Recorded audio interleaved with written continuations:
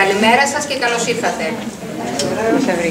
Χαίρομαι πάρα πολύ που είναι ιδιαίτερη χαρά για μένα, νιώθω έτσι μεγάλη χαρά που σας βλέπω σήμερα εδώ. Ανταποκριθήκατε για ακόμα μία φορά στο κάλεσμά μου.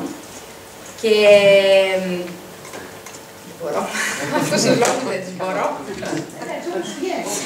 Όπως μου πες, ναι. Καλή όρεξη.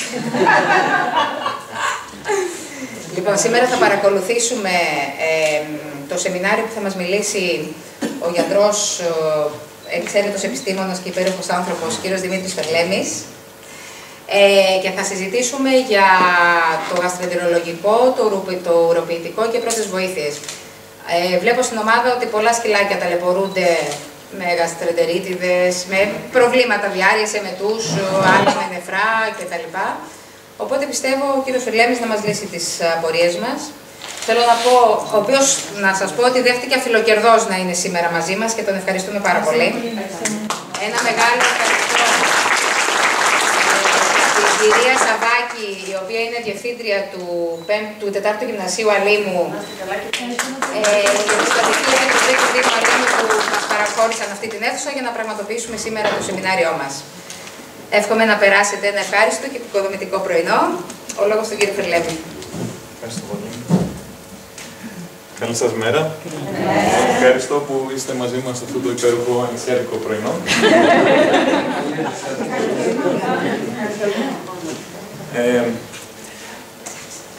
Όταν δέχτηκα την πρόσκληση, στην αρχή θεώρησα ότι θα είναι αρκετά εύκολο να μιλήσουμε για μερικά πράγματα που μπορεί να σας αφορούν. Στην πραγματικότητα, παρότι εδώ και 12 χρόνια έχω μιλήσει σε όλα τα κτηνιατρικά συνέδρια στην Ελλάδα και σε κάποιους εξωτερικούς εκτινιάτρους, είναι η πρώτη φορά που μιλάω σε μη κτηνιατρικό κοινό. Και έτσι ήταν λιγάκι δύσκολο να καταρτήσω ένα πλάνο για το τι θα μπορούσε να σας φανεί ενδιαφέρον, να σας είναι και χρήσιμο. Όχι να κάνω μια ομιλία για εντυπωσιασμό, αλλά πιο πολύ χρηστική και να σας μείνουν κάποια πράγματα. Και ήταν λιγάκι δύσκολο να πετύχω τη χρυσή τομή. Γι' αυτό και αποφάσισα να μην το κάνουμε, να μην προχωρήσουμε στη ομιλίας, αλλά περισσότερο σαν μια φιλική συζήτηση. Γι' αυτό και θα σας προτρέψω, αν έχετε κάποια απορία, ακόμα και κατά τη διάρκεια της ομιλίας, όσο θα παρουσιάζω τις διαφάνειες, μπορείτε να με διακόψετε και να συζητάμε οποιαδήποτε φράση, οποιαδήποτε λέξη, οποιαδήποτε φωτογραφία σας κινήσει το ενδιαφέρον ή σας δημιουργήσει κάποιο ερώτημα, κάποια απορία. Θα πω κάποια πράγματα που αφορούν στη θεωρία. Δεν νομίζω ότι έχει νόημα να συγκρατήσετε κάποια από αυτά. Ακόμα και κτηνίατροι να ήταν στο κοινό, περίπου ένα 10-20% μπορούν να απομνημονεύσουν. Αλλά αυτό που θα ήθελα να συγκρατήσετε είναι 2-3 σημαντικά πράγματα τα οποία δεν πρέπει να μας διαφύγουν και τα οποία θα μπορούσαν να θέσουν σε κίνδυνο την υγεία του σύντζου μας, στη συγκεκριμένη περίπτωση. Αλλά και οποιοδήποτε σκύλου ή οποιοδήποτε κατοικίδιο μπορεί να έχουμε.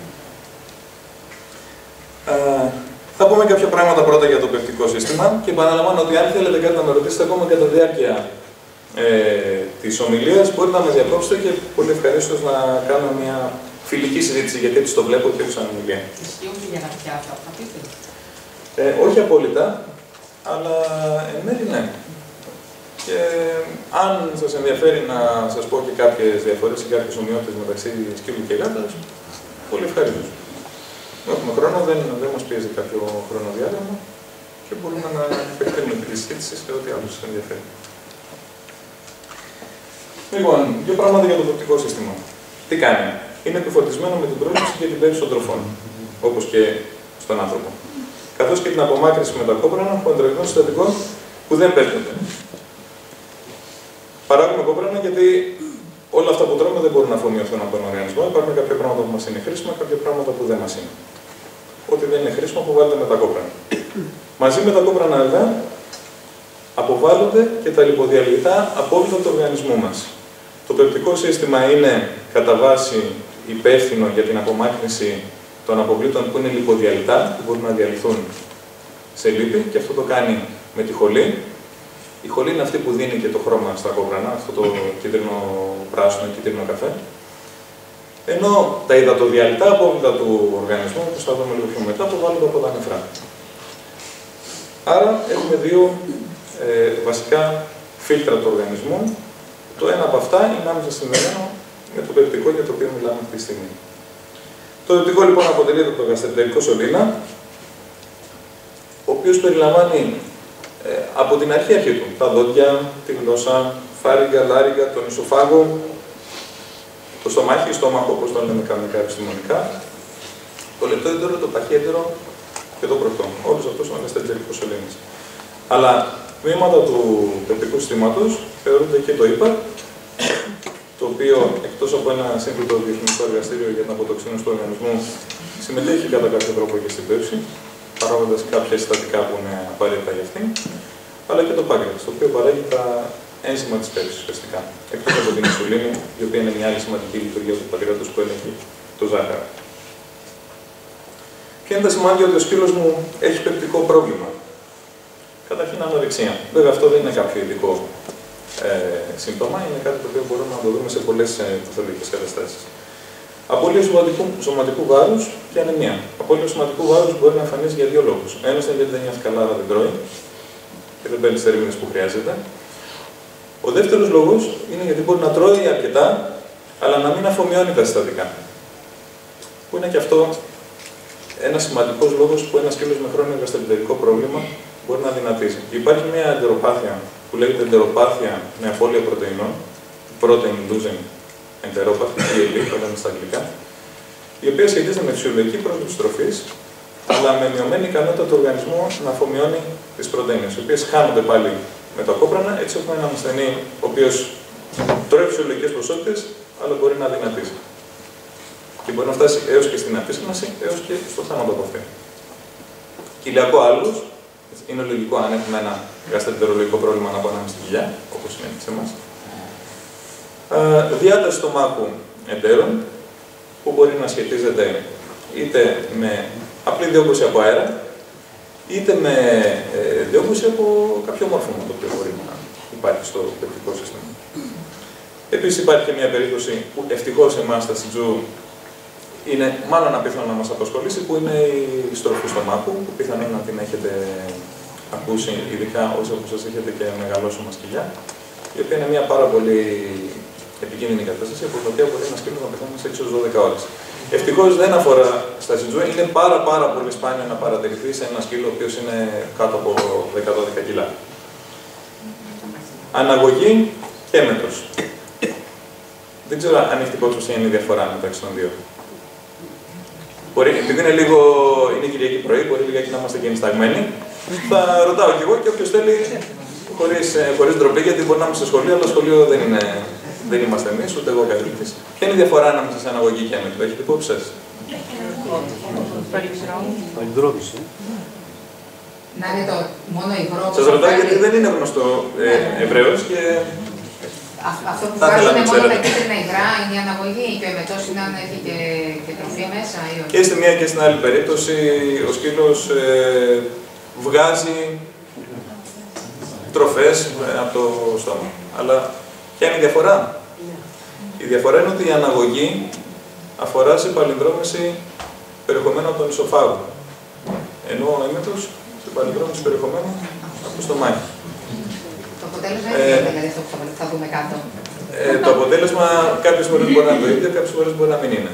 Γιατί στην αναγωγή κατά κανόνα είναι άπλεκτη τροφή. Δηλαδή ο σκύλος τρώει το φαγητό του και ελάχιστα λεπτά μετά, δηλαδή μπορεί να είναι 1 λεπτό μετά, μπορεί να είναι 5 λεπτά μετά, βγάζει πίσω αυτό το οποίο είναι καταρχήν. Αυτό είναι αναγωγή. Αναγωγή είναι ό,τι προέρχεται από τον ισοφάγο.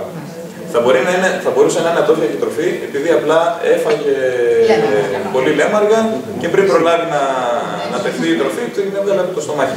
Άρα δεν μπορούμε να διαχωρίσουμε μετό και αναγωγή με βάση τη σύσταση, εφόσον συμβαίνει η παλινδρόμηση αυτή αμέσως μετά τη λήψη τροφής. Αλλά εάν έχουμε ένα σκύλο, ο οποίος αμέσως μετά το φαγητό του μας βγάζει πίσω την τροφή που έφαγε εντελώς άπεπτη μέσα σε ελάχιστα λεπτά, ίσως θα πρέπει να αναρωτηθούμε μήπως αυτό που κάνει είναι αναγωγή και όχι εμετός. Αυτό είναι κάτι που συχνά ακόμα και οι κτηνίατροι μπορεί να το περνάνε λιγάκι, έτσι, πώς να το πω, χωρίς να το προσέξουμε. Μπορεί να μας διαφύγει τις προσοχές, μπορεί καμιά φορά να μην πάρουμε τόσο ακριβές ιστορικό και να αποπροσανατολιστούμε. Υπήρξε περιστατικό που μου το είχαν παραδέψει για υπέροχες δουλειές, με ιστορικό εμετών και πόνου. Κάναμε υπέροχες δουλειές και δεν βρήκαμε τίποτα. Ο σκύλος αυτός 4 μέρες μετά πέθανε. Και πέθανε από ένα ξένο σώμα στον εσωφάγο. Αυτό που έκανε δεν ήταν εμετή, ήταν αναγωγής. Δηλαδή, απλά το ξένο σώμα δεν άφηνε τις τροφές να περάσουν, ούτε καν στο στομάχι. Συσσωρεύονταν οι τροφές, κάποια στιγμή τις έβγαζε πίσω ο σκύλος. Δεν έγινε σωστή λήψη ιστορικού, γιατί όταν βλέπει ένα σκύλο ο οποίος συνέχεια βγάζει πίσω την τροφή που έφαγε ελάχιστα λεπτά μετά, πρέπει αυτό να σε προβληματίσει και να σκεφτεί μήπως το πρόβλημα προέρχεται από τον εσωφάγο και το στομάχι. Άρα αυτή είναι η διαφορά μεταξύ αναγωγής και εμετού. Και επειδή ο ισοφάγος είναι ένα όργανο το οποίο δεν συγχωρεί, δηλαδή ένα σκύλος που έχει ένα σοβαρό πρόβλημα, όπως για παράδειγμα στη συγκεκριμένη περίπτωση ένα ξένο σώμα στον ισοφάγο, εάν αυτό παραμείνει εκεί και ο ισοφάγος κάνει νεκρόσεις σε μια πολύ σοβαρή ισοφαγίτιδα, ο σκύλος αυτός ακόμα και αν χειρουργηθεί έχει πολύ μεγάλες πιθανότητες, άνω του 50% να πεθάνει. Είναι σημαντικό να μπορούμε να είμαστε σε θέση τουλάχιστον να υποπτευθούμε ότι μπορεί αυτό το πράγμα που βγάζει ο σκύλος μας να μην πρόκειται για έμεσμα, αλλά να πρόκειται για υλικά αναγωγής. Συγγνώμη. Ναι. Αυτό δεν φαίνεται με ακτινογραφία αν έχει καθίσει κάτι? Τις περισσότερες φορές ναι. Και μάλιστα είχε βγει ακτινογραφία, αλλά δεν είχε αξιολογηθεί σωστά. Δεν την είδα ποτέ την ακτινογραφία αυτή, αλλά από τη στιγμή που έμαθα ότι ο σκύλος πέθανε από ένα κόκαλο στον ισοφάγο, είμαι βέβαιος ότι αυτό στην ακτινογραφία θα φαινόταν. Έστω και με δυσκολία. Το υπέρηχο. Ο υπέρηχος δεν μπορεί να ελέγξει τον ισοφάγο καλά, γιατί ο ισοφάγος βρίσκεται μέσα στο θώρακα. Ο θώρακας κατά βάση, εκτός από την καρδιά και τον ισοφάγο, εμπεριέχει τον πνεύμονα, ο οποίος πνεύμονας είναι γεμάτος με αέρα, και ο αέρας δεν είναι εφικτός για τον υπέρηχο. Δεν μπορεί ο υπέρηχος δηλαδή να διεισδύσει διαμέσου του πνεύμονα που είναι γεμάτος με αέρα και να μπορέσει να πάρει εικόνα από τον ισοφάγο. Είναι πολύ καλύτερα να διερευνηθεί ακτινολογικά, όπως πολύ σωστά είπατε. Όχι, βγαίνουν και ενδοσκοπικά πολλά από αυτά. Ένα 80% βγαίνουν ενδοσκοπικά. Αλλά θέλει πολύ καλή τεχνική, καλό εξοπλισμό, θέλει δηλαδή να ξέρει αυτό που το κάνει. Στην Ελλάδα θεωρώ ότι είναι... Θα βάλω τον εαυτό μου, είμαστε 2-3 άτομα το πολύ που μπορούμε να βγάλουμε ένα δύσκολο ξένο σώμα από τον ισοφάγο χωρίς να προκαλέσουμε ρήξη. Τα ποσοστά θανάτου όταν χειρουργείται ο ισοφάγος είναι γύρω στο 25%, που θεωρούνται για τη σύγχρονη επιστήμη, έτσι, σύγχρονη χειρουργική και αναισθησιολογία, θεωρούνται πολύ ψηλά. Άρα παίζει πολύ μεγάλο ρόλο. Παίζει πολύ μεγάλο ρόλο το πώς θα περιγράψουμε και τι θα περιγράψουμε στο γιατρό. Ναι. Έτσι, γιατί δεν είναι εύκολο, ας πούμε, όταν θα κάνεις στο σπίτι τον εμετό να τον πάρουμε και να τον πάμε. Εμείς πρέπει να το περιγράψουμε. Βεβαίως. Υπάρχει πιθανότητα να είναι και ο εμετός κατά αυτόν τον τρόπο. Ναι. Θα το δείξουμε και πιο μετά. Να είναι πάλι άπεπτες τροφές. Μπορεί να είναι. Μπορεί να οφείλεται και σε άλλο, πέρα από κάποιο ξένο σώμα, μπορεί να οφείλεται και σε κάτι άλλο το να βγάλει το φαγητό του μετά από λίγο. Ναι, υπάρχει ο μεγαισοφάγος που έχουν μια κάποια προδιάθεση στα συντζού. Όχι τρομερή, αλλά είναι από τις πηγές που αναφέρονται ότι εμφανίζουν μια αυξημένη συχνότητα. Ο οποίος μεγαισοφάγος είναι τι ουσιαστικά, να το πω απλά, η διάταση, το ξεχύλωμα του ισοφάγου που το καθιστά ανίκανο να κάνει τη δουλειά του. Ποια είναι η δουλειά του? Να προωθήσει τις τροφές, να τις μεταφέρει από το στόμα προς το στομάχι. Και επειδή μάλιστα τα σκυλάκια μας έχουν οριζόντια στάση και όχι κάθετη όπως έχουμε εμείς, τα προβλήματα στον ισοφάγο, επειδή δεν βοηθάει και η βαρύτητα, μπορούν να είναι πολύ πιο εμφανή. Ένας σκύλος ο οποίος έχει μέγα ισοφάγο, ουσιαστικά τι κάνει? Αντί ο ισοφάγος που είναι ένας μειώδης σωλήνας, και ο οποίος είναι ένας λειτουργικός σωλήνας, δεν είναι απλά ένα λούκι. να λειτουργεί ώστε να μεταφέρει τις τροφές στο βλωμό, την κουκιά, να τη μεταφέρει προς το στομάχι, λειτουργεί απλά σαν ένα αποθηκευτικό μέσο, όπου οι τροφές συσσωρεύονται και μετά με το παραμικρό, επειδή ο σκύλος θα ασκηθεί λιγάκι, θα κουνηθεί, θα σκύψει λίγο το κεφάλι του, οι τροφές ξαναγυρνάνε πάλι πίσω. Δεν κάνει μετό όμως, κάνει αναγωγή.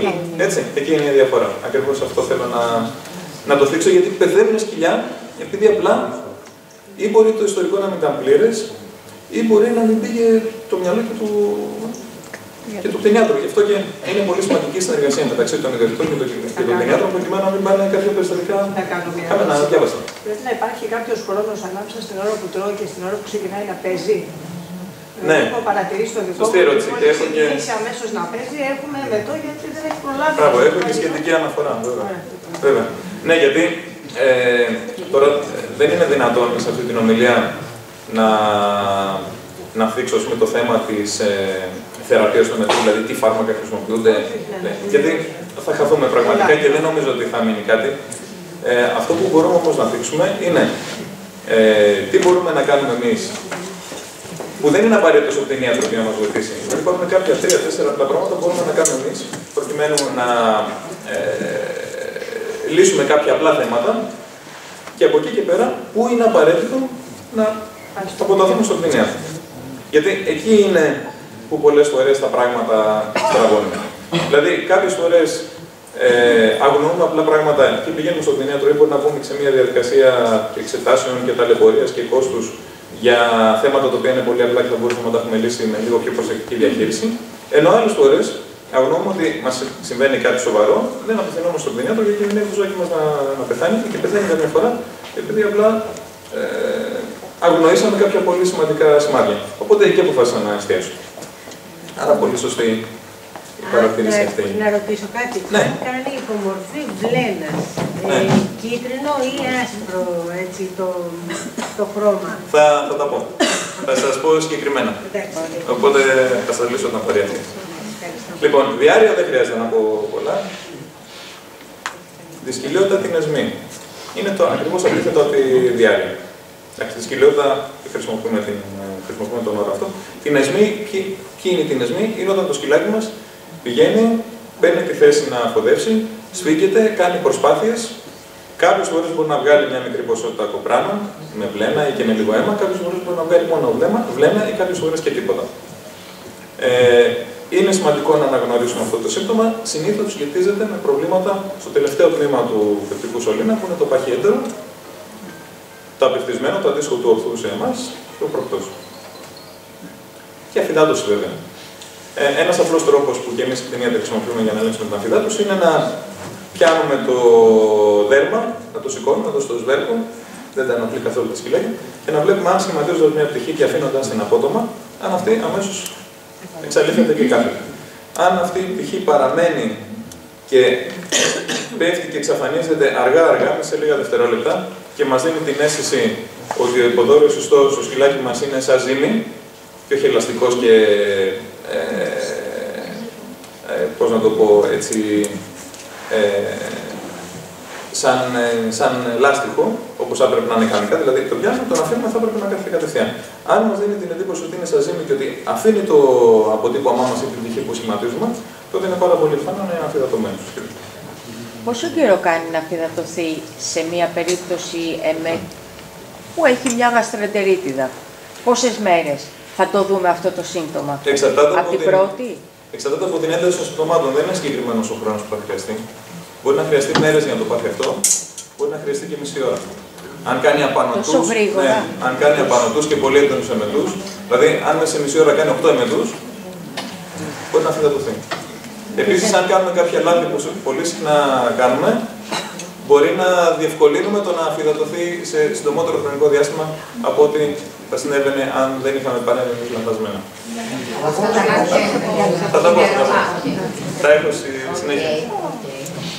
Προσπάθησα να την κάνω χρηστική την ομιλία, οπότε νομίζω ότι σε πολλές από αυτές τις απορίες θα απαντήσω. Αλλά μου αρέσει που συμμετέχετε και που ρωτάτε. Λοιπόν, να ρωτήσω κάτι ναι, αυτή τη διαφάνεια για τον πρώτο, την ανορεξία. Θα μας διευκρινίσετε λίγο τι σημαίνει ανορεξία, δηλαδή να μην τρώει για μέρες, να το αλλάζει τροφή και να μην τρώει και την άλλη τροφή, να τρώει μόνο. Πώς το ορίζουμε αυτό? Ναι, πρέπει λιγάκι να διαχωρίσουμε την ανορεξία από την επιλεκτική όρεξη. Δηλαδή, εμείς μπορούμε να έχουμε ένα χαϊδεμένο, καλομαθημένο σκυλάκι, το οποίο επειδή του κάνουμε τα χατήρια δεν θέλει πια να τρώει την ξερή τροφή. Και κατά τα άλλα να είναι υγιέστατο. Δεν θα μπορούμε να το χαρακτηρίσουμε την ανορεξία αυτό. Το λέμε επιλεκτική όρεξη. Είναι πείσμα. Μπορεί για 3 μέρες να μην τρώει επειδή θέλει να φάει. Το βράδυ όταν δεν έχει τίποτα άλλο να φάει, θα πάει και θα φάει όλες. Είναι πολύ πιθανό. Ένα κόλπο που συνιστούν συνήθως οι εκπαιδευτές δεν θέλουν να μπω σε άλλα χωράφια που δεν είναι δικά μου, αλλά είναι ένα κόλπο το οποίο το έχω δοκιμάσει και μπορεί να δουλέψει. Είναι αν έχουμε ένα σκυλάκι το οποίο αρχίζει και κακομαθαίνει, να του βάζουμε το φαγητό, αλλά να μην το αφήνουμε εκεί, να μην το θεωρεί δεδομένο. Το βάζουμε, το αφήνουμε 20 λεπτά, το παίρνουμε πίσω. Αν του βάλουμε την ξερή τροφή και να αφήσουμε 2 μέρες εκεί, αφενός θα αλλοιωθεί. Αφετέρου το σκυλάκι μας θεωρεί αυτό το πράγμα δεδομένο και κοιτάει να μας παίρνει από πίσω και να μας τραβάει το παντζάκι για να του δώσουμε το σουβλάκι που τρώμε, το δικό μας φαγητό. Γιατί πολλές φορές το κάνει και από ζηλιά. Ο δικός μου είναι τέτοια περίπτωση σκύλου, που είναι κακομαθημενάκι κλπ. Έχω δοκιμάσει πολλές φορές να τον αφήσω, όσο ήταν μικρότερος, τώρα είναι 6 ετών, να τον αφήσω χωρίς τροφή, σύμφωνα με τις υποδείξεις του κτηνιάτρου και του εκπαιδευτή. Το αποτέλεσμα ήταν να μένει θεονίστικος και να αρχίζει να βγάζει κίτρινο υγρό και να κάνει μετούς. Οπότε, όταν ξεκινήσουμε αυτή τη διαδικασία και φτάνει στο σημείο να αρχίζει να βγάζει και αίμα πλέον μαζί με τα υγρά, εννοείται πως δεν μπορείς να αφήσεις το ζώο χωρίς τροφή. Βέβαια, εννοείται. Κοιτάξτε να δείτε. Αυτό που περιγράφεται είναι μια πάλι ανάμεσα. Ναι, το σκυλάκι είναι σαν ένα κακομαθημένο παιδί. Ναι, είναι χαρακτηριστικό της φύλης που είναι φυγματάρικα. Έχω βρει αυτοί που μελετάνε τη συμπεριφορά του σκύλου ότι ένα μέσο έξυπνο σκυλάκι είναι περίπου σαν ένα παιδί 3 ετών. Όσοι έχετε μεγάλο παιδί και έχετε δει πόσα πράγματα μπορεί να αντιληφθεί ένα παιδί 3 ετών, που μας εντυπωσιάζει πολύ συχνά, που μπορεί να μας στήσει στον τοίχο με τις παρατηρήσεις του, φανταστείτε ότι κάτι αντίστοιχο είναι το σκυλάκι μας. Απλά μένει στα 3 χρόνια μέχρι τα γραμματά του. Αλλά είναι απίστευτο το πόσα πράγματα μπορεί να καταλάβει. Δηλαδή, έχει αίσθηση του ποια είναι τα όρια μας. Ξέρει ότι μπορεί να μας χειριστεί. Ξέρει ότι θα λυγίσουμε και θα του βάλουμε να φάει. Και επιμένει τόσο πολύ από το πείσμα του που θα μπορούσε ακόμα και την ίδια του να θέσει σε κίνδυνο. Εκεί αυτό που περιγράφεται είναι πραγματικά πάρα πολύ δύσκολο. Είναι γιατί κινούμαστε σε πάρα πολύ λεπτές ισορροπίες. Να μην του προκαλέσουμε και πρόβλημα, απ' την άλλη να το μάθουμε κιόλας. Εκεί πάμε σε κάποια διάμεσα κόλπα, του τύπου να εμπλουτίσουμε την τροφή με κάτι και λίγο να το ξεγελάσουμε και να το κάνουμε να φάει κατά βάση αυτό που θέλουμε εμείς. Έτσι, να το ξεγελάσουμε ουσιαστικά. Γιατί πραγματικά αυτό που λέτε, και το αναφέρω κιόλας παρακάτω, βλέπετε πολλές από τις ερωτήσεις, νομίζω ότι θα τις καλύψουμε στην πορεία. Άρα χαίρομαι γι' αυτό, γιατί πιστεύω ότι κατά κάποιο τρόπο έπιασα λιγάκι το νόημα του που θέλετε να ακούσετε. Λοιπόν, σημαντικό, τα παιδιικά προβλήματα μπορούν να είναι οξέα ή χρόνια. Έτσι είναι αυτό που βάζω εδώ πέρα στο ένθετο. Τι σημαίνει χρόνιο? Χρόνιο στο μυαλό μας μπορεί να είναι κάτι το οποίο έχει κρατήσει χρόνια. Όχι. Ένας εμετός ο οποίος για παράδειγμα κρατάει πάνω από 3 μέρες, θεωρείται χρόνιος. Δηλαδή, το σκυλάκι μας έφαγε λέμαργα και έκανε 2 εμετούς. Δεν έγινε και τίποτα. Μπορεί και να μην χρειαστεί να απευθυνθούμε στον κτηνιάτρο. Το σκυλάκι μας επί 4 μέρες κάνει συνεχώς εμετούς. Δεν μπορεί να είναι τυχαίο αυτό. Κάτι συμβαίνει. Ακόμα και αν κάτι το πυροδότησε, ένα τυχαίο συμβάν, σίγουρα το σκυλάκι μας έχει κάποια ευαισθησία. Και το χτύπησε εκεί και γι' αυτό το λόγο δεν συνέρχεται. Οπότε εκεί πέρα πρέπει οπωσδήποτε να το διερευνήσουμε. Από την άλλη, ένα οξύ πρόβλημα μπορεί να είναι τόσο έντονο που να δημιουργήσει κίνδυνο. Οπότε και πάλι πρέπει να αναζητήσουμε συνδρομή ειδικού. Η διάκριση λοιπόν έχει μεγάλη σημασία και για εσάς να ξέρετε πότε θα απευθυνθείτε και πότε όχι στον κτηνίατρο, αλλά και για τον κτηνίατρο για τη διαγνωστική του προσέγγιση. Αλλιώς προσεγγίζει ένα οξύ περιστατικό, ένα περιστατικό που έχει εξελιχθεί σε 12 ώρες ή 2 μέρες, και αλλιώς ένα περιστατικό που μαθαίνει ότι έχει εξελιχθεί σε βάθος 1 έτους. Λοιπόν, τι να κάνω και τι όχι όταν ο σκύλος μου εμφανίζει ένα οξύ βερτικό πρόβλημα. Δηλαδή, έχουμε ένα έντονο φαινόμενο, μόλις έχει ξεκινήσει, μπορεί να έχει κάνει 1, 2 ή 5 ή 8 εμετούς και θέλουμε να δούμε αν αξίζει τον κόπο να πάμε στον κτηνίατρο να το πληρώσουμε την επίσκεψη. Ή αν σε περίπτωση που είναι νύχτα ή Σαββατοκύριακο, αν πρέπει να τον καλέσουμε στο κινητό του για να στήσουμε βοήθεια. Λοιπόν, τι κάνουμε, τι πρέπει να κάνουμε. Απομακρύνουμε την τροφή και το νερό και αφήνουμε για κάποιες ώρες το πεπτικό να ηρεμήσει. Όπως εμείς μπορεί να αθληθούμε πολύ έντονα και να νιώθουμε τους μυς μας, για παράδειγμα, πιασμένους, έτσι και το πεπτικό, αν καταπονηθεί πολύ, μπορεί να χρειαστεί απλά λιγάκι να το αφήσουμε να ηρεμήσει. Ένας σκύλος δηλαδή που έφαγε πάρα πολύ και μπορεί να έχει κάνει κάποιους εμετούς ή μπορεί αυτό το πράγμα να το έχει προκαλέσει και μια διάρκεια, επειδή του δώσαμε κάτι άλλο από αυτό που θα έπρεπε να τρώει κανονικά, θα μπορούσε να γίνει καλά μόνο και μόνο αφήνοντάς το πεπτικό άδειο να ηρεμήσει για κάποιες ώρες. Πόσες μπορεί να είναι αυτές οι ώρες? Μπορεί να είναι 6, μπορεί να είναι 12, μπορεί να είναι και ένα 24ωρο. Αν βλέπουμε βέβαια ότι οι ώρες περνάνε και το φαινόμενο εξελίσσεται, δηλαδή συνεχίζει να κάνει μετούς, συνεχίζει να κάνει διάρκειες, εκεί πέρα προφανώς θα πρέπει να το βοηθήσουμε. Επικοινωνώ με τον κτηνίατρό μου και ακολουθώ τις οδηγίες του, ειδικά αν έχω διαδευτικούς εμέτους ή και διάρκεια που θα μπορούσαν να προκαλέσουν αφυδάτωση. Αυτό ακριβώς που είπα μόλις τώρα. Την αφυδάτωση θα μπορούσαμε ίσως να την ελέγξουμε αν είμαστε λίγο παρατηρητικοί με τον τρόπο αυτό που είπαμε, δηλαδή σημαντώντας μια πτυχή και βλέποντας αν η πτυχή αυτή παραμένει ή αν κατευθείαν εξαφανίζεται. Αλλά επίσης το ζάκι μας, αν έχει αφυδατωθεί, θα είναι αδύναμο. Υπάρχουν περιπτώσεις όπου μπορεί ένα σκυλάκι που έχει κάνει πολλούς απανωτούς εμετούς, είναι κάτι που μου το έχουν μεταφέρει συχνά ως ιστορικό σε τέτοια περιστατικά, να σηκώνεται και να παραπατάει. Γιατί μπορεί να σημαίνει αυτό? Γιατί για να λειτουργήσουν οι μυς έχουν ανάγκη κάποια ιχνοστοιχεία. Τα ιχνοστοιχεία αυτά μπορεί να χάνονται με τους απανωτούς εμετούς. Ένας εμετός δεν είναι ικανός, για παράδειγμα, να ρίξει το κάλιο τόσο πολύ ώστε ένα σκύλος να μπορεί να σηκωθεί, να σηκώνεται και να παραπατάει. Αλλά 6 εμετοί οι οποίοι έχουν συμβεί μέσα σε 20 λεπτά μπορεί να το προκαλέσουν. Και αυτή είναι μια απάντηση στην ερώτηση πότε αφυδατώνεται ένα σκύλος. Εξαρτάται. Ένα σκύλος μπορεί να αφυδατωθεί σε βάθος ημερών και μπορεί να αφυδατωθεί μέσα σε μισή ώρα. Αν κάνει απανωτούς εμετούς ή αν συμβαίνει και κάτι άλλο σοβαρό, το οποίο μπορεί να αγνοούμε, να μην είμαστε θέσει να το αντιληφθούμε. Και για καλό και για κακό, προμηθεύουμε εύθετες τροφές. Πιστεύω ότι όλοι εδώ μέσα θα έχετε αντιμετωπίσει ένα πρόβλημα με διάρκεια, για παράδειγμα, σκυλάκι. Δεν υπάρχει ιδιοκτήτη που να μην έχει αντιμετωπίσει. Διάρκεια από δεν εγώ. Μπράβο, αυτό είναι είδηση. Αυτό είναι είδηση. Συγχαρητήρια. Ούτε εμείς καθόλου διάρκεια. Είστε πολύ τυχεροί, να μην σωματιάσετε. Εγώ έχω σκύλους από 5 ετών, δεν μου τύχει ποτέ ως με σκύλος να μην κάνει ένα επεισόδιο τουλάχιστον. Ναι. Ή μπορεί να είστε πολύ προσεκτικοί, ακόμα πιο προσεκτικοί από όσο είμαι και εγώ. Συγγνώμη, τι τρώνε τα σκυλάκια αυτά που δεν κάνουν διάρκεια? Μπορείτε να ρωτήσετε τις κυρίες. Ναι. Την τροφή τους, ρε παιδιά, τι τρώνε? Κάτι ξηρά τροφή, κάπου κανένα φέτα γαλοπούλα, τίποτα άλλο. Είναι θέμα... Ένα ριζάκι βραστό. Την τροφή τους λένε οι κυρίες, οι πιο τυχερές. Σειρή τροφή. Ναι, ναι. Πιστεύω ότι είναι θέμα σκύλου. Οπωσδήποτε είναι θέμα και σκύλου. Οπωσδήποτε, κάθε οργανισμός είναι διαφορετικός. Οπωσδήποτε είναι θέμα και σκύλου. Αλλά αν έχουμε το σκύλο μας σε μια πολύ καλή σειρά, δηλαδή έχουμε επιλέξει μια καλή τροφή. Δεν θέλω να πω στην συζήτηση αν θα είναι σκυλοτροφή, αν θα είναι ξηρή τροφή, αν θα τη μαγειρεύουμε εμείς. Να είναι ένα καλά καταρτισμένο συντηρήσιο. Είτε μια καλή ποιότητα σκυλοτροφή, είτε κάτι που πολύ προσεκτικά το έχουμε καταρτήσει εμείς, μπορεί να θέλουμε να το μαγειρεύουμε. Είναι καθαρά γιατί θα δεχτεί το κάθε σκυλί. Είναι διδακτή. Όπως συνηθίσει. Αν είμαστε πάρα πολύ προσεκτικοί στο πότε του βάζουμε τα γεύματα. Δηλαδή, π.χ. βάζουμε το σκύλο μας 2 ή 3 φορές τη μέρα, περίπου τις ίδιες ώρες. Περίπου την ίδια ποσότητα. Δεν κάνουμε ατασταλίες του τύπου ψήσαμε αρνί το Πάσχα και του βάζουμε ό,τι μας έχει περισσέψει από τα κόκαλα και από τα λίπη να φάει ο σκύλος.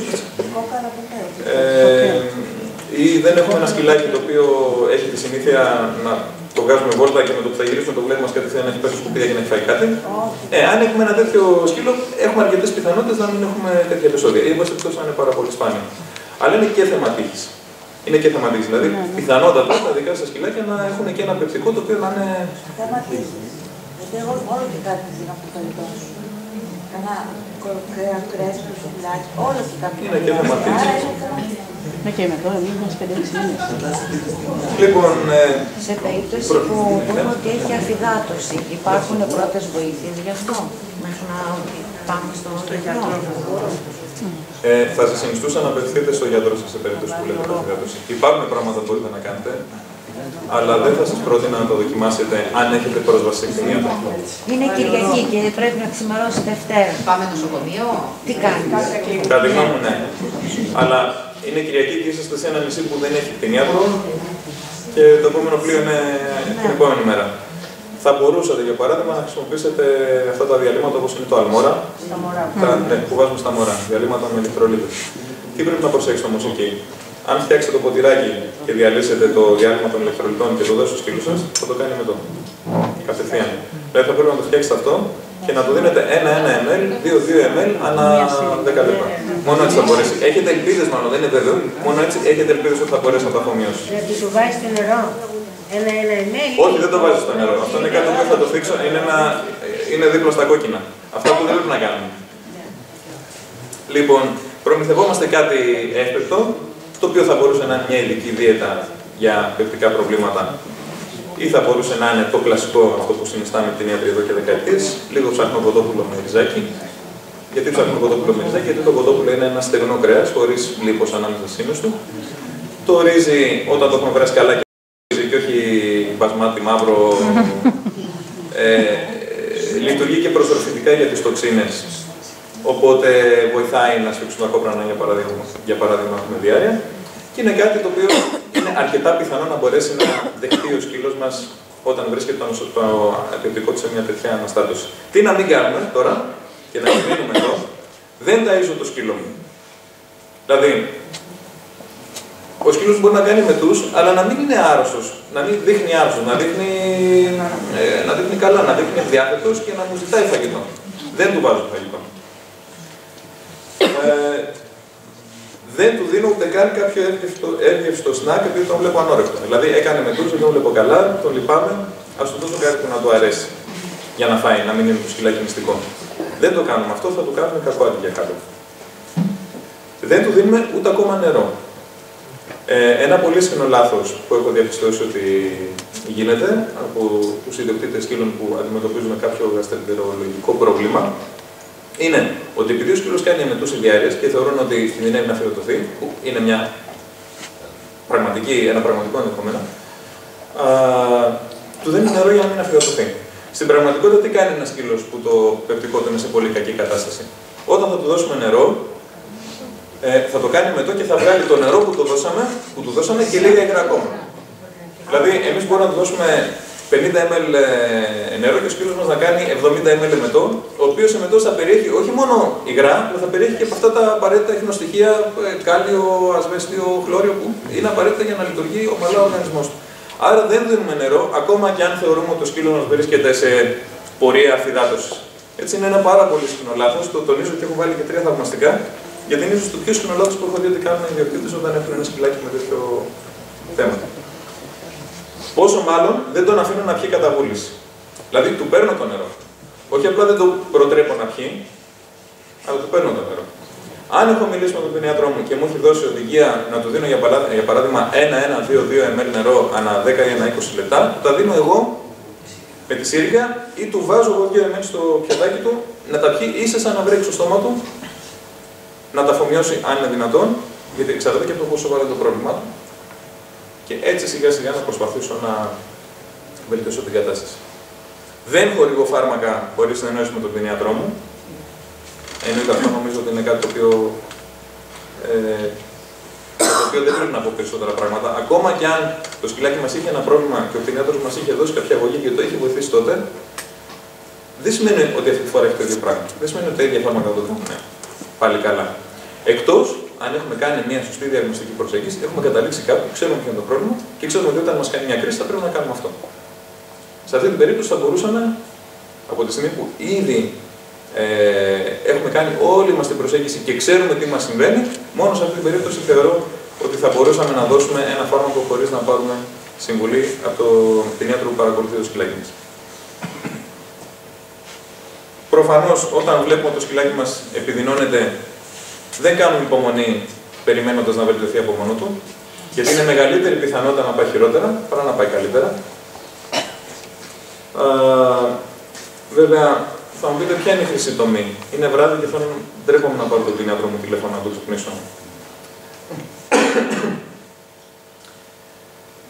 Ίσως κρατώντας κάποια από αυτά που σας έχω πει, δηλαδή βλέποντας αν το σκυλάκι μας αφυδατώνεται, βλέποντας αν αρχίζει να δυσκολεύεται ακόμα και να σηκωθεί, βλέποντας αν η συχνότητα των εμετών ή της διάρκειας αυξάνεται αντί να μειώνεται, γιατί μπορεί μέσα σε μισή ώρα να κάνει 5 εμετούς και μετά στις επόμενες 2 ώρες να κάνει 1.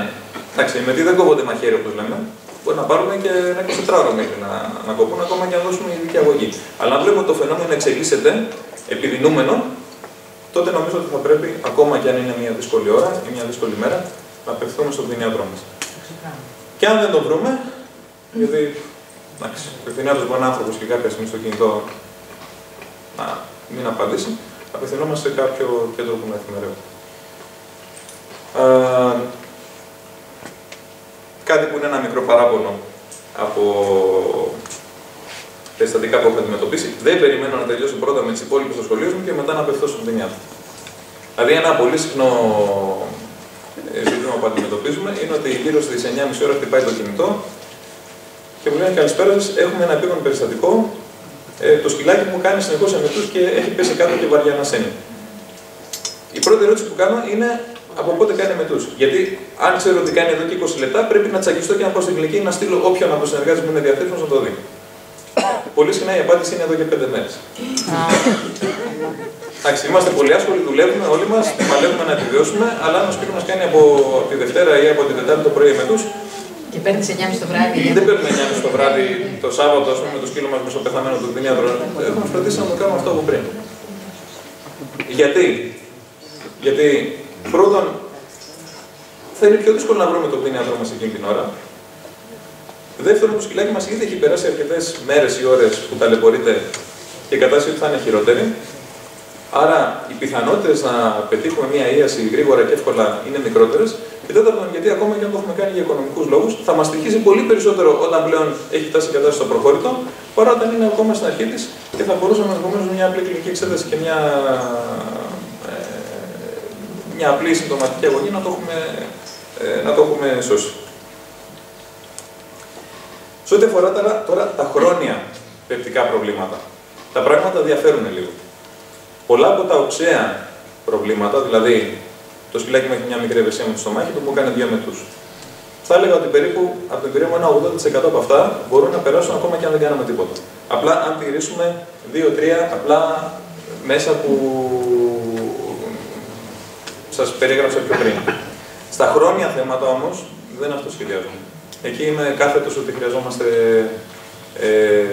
τη βοήθεια του κτηνιάτρου μας και χρειάζεται, ακόμα και αν ο κτηνιάτρος διστάζει, γιατί κινούμαστε στην κόψη του ψηραφιού αυτή την εποχή λόγω της κρίσης μεταξύ του να μην επιβαρύνουμε τον πελάτη μας, αλλά να κάνουμε καλά και το ζώο, ακόμα και αν ο κτηνιάτρος διστάζει να μας ζητήσει να προχωρήσουμε σε διάγνωση, καλό θα είναι και εμείς να του δώσουμε την προτροπή να το προχωρήσει.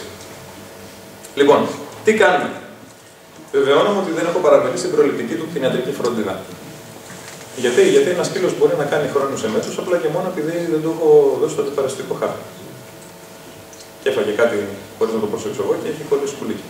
Ή επειδή είχε ψήλους και τρώγοντας κάποιο ψήλο, προσπαθώντας να ανακουφιστεί, καταπίνοντας κάποιο ψήλο, επειδή οι ψήλοι είναι φορείς ταινιών, υπάρχει μια ταινία λέγεται The Equilibrium Canine, που την μεταφέρουν οι ψήλοι. Ο σκύλος μας λοιπόν μπορεί απλά ψήλους να έχει κάποια στιγμή, χωρίς να έχει έρθει σε επαφή με το ζώο, χωρίς να έχει έρθει σε επαφή με αδέσποτο, χωρίς να τρώει πράγματα που δεν του δίνω, να καταπιεί ένα ψήλο στην προσπάθεια του να απαλλαγεί από αυτόν και να κολλήσει ταινία. Ενώ δεν βγαίνει ποτέ έξω. Βγαίνω βόλτα.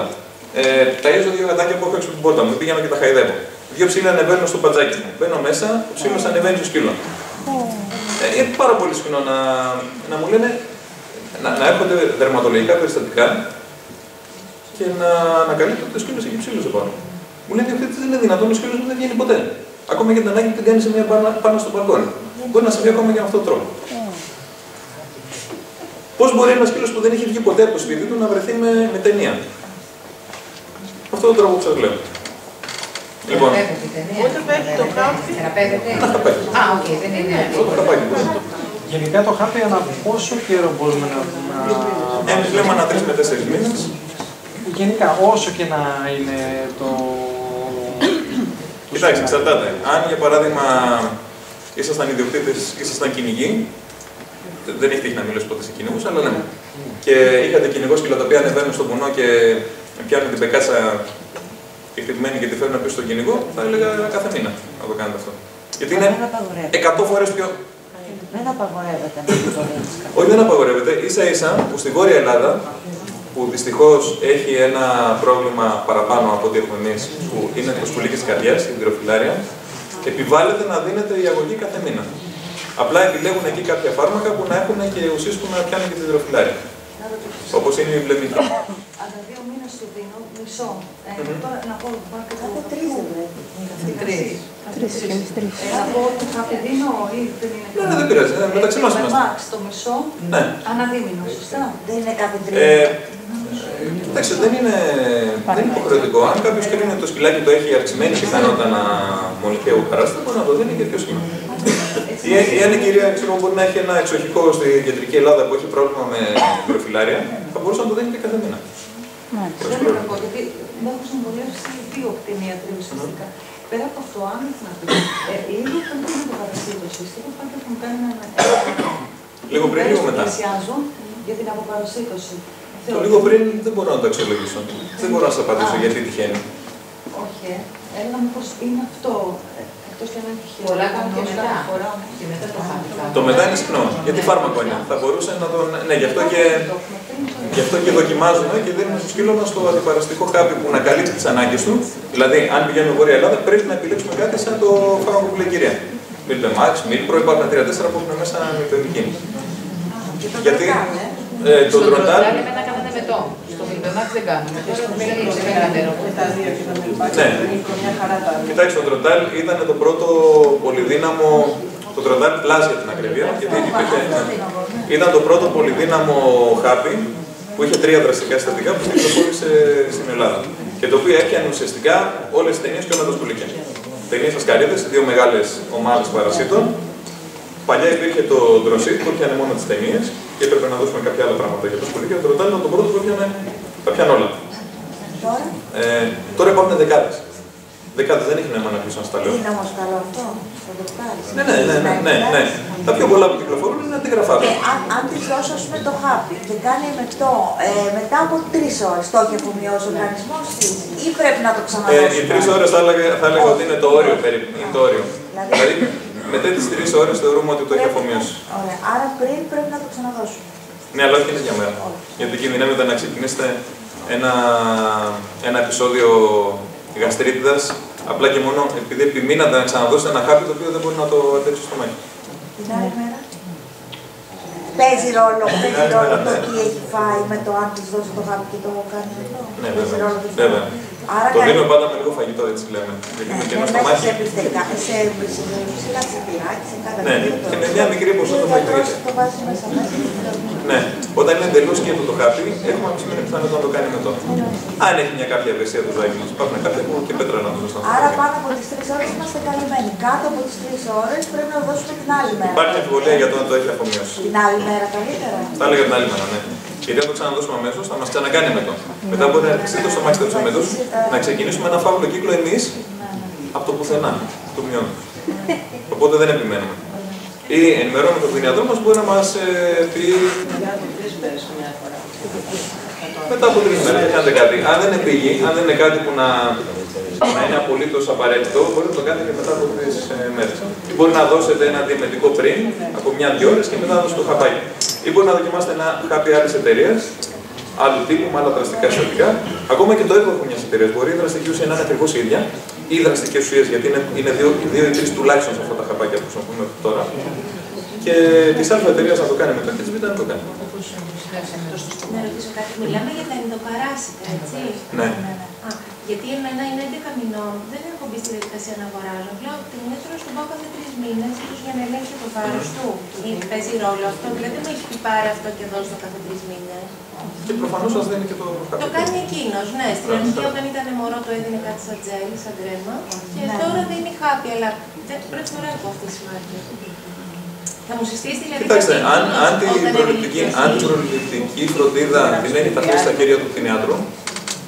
Όταν τον ρώτησε, γιατί διαβάζοντας έβλεπα ότι μιλάνε για διάφορες μάρκες και κλπ. Η απάντηση που μου έδωσε είναι το βάρος. Είναι ότι να ελέγξει το βάρος. Από όλες προηγήσεις κάτι τέτοιο. Τώρα είναι 11 μηνών. Καλά κάνει και το ελέγχει, καλά κάνει και το ελέγχετε. Γιατί όπως θα δείτε υπάρχουν.